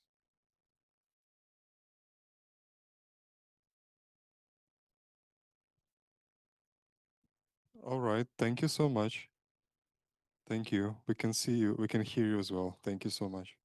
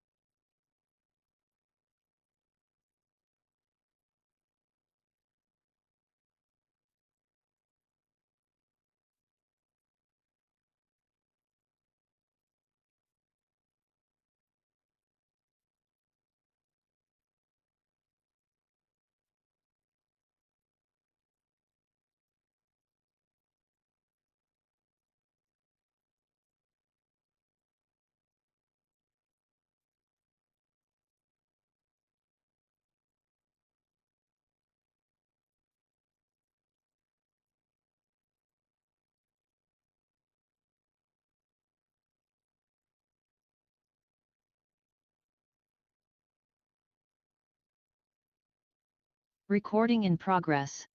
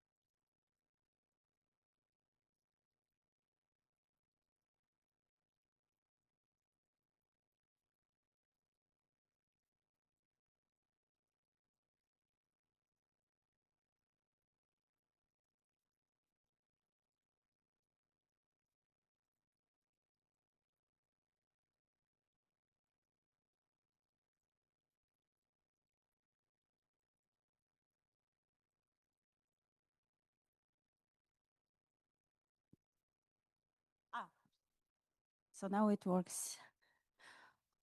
So many thanks for those who join us on time. It's like a royal behavior, I guess. So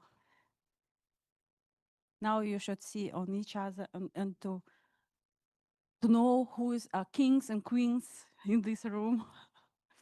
So could you please to type your friends, colleagues that we should start? Because very soon we should open our meeting. We will start our meeting.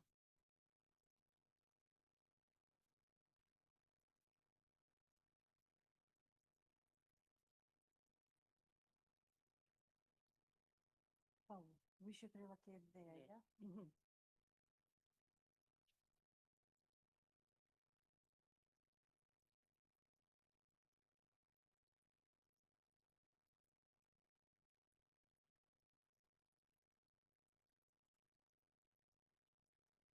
And you know, on the previous meeting, there was one suggestion, and it was executed, that the last person will dance.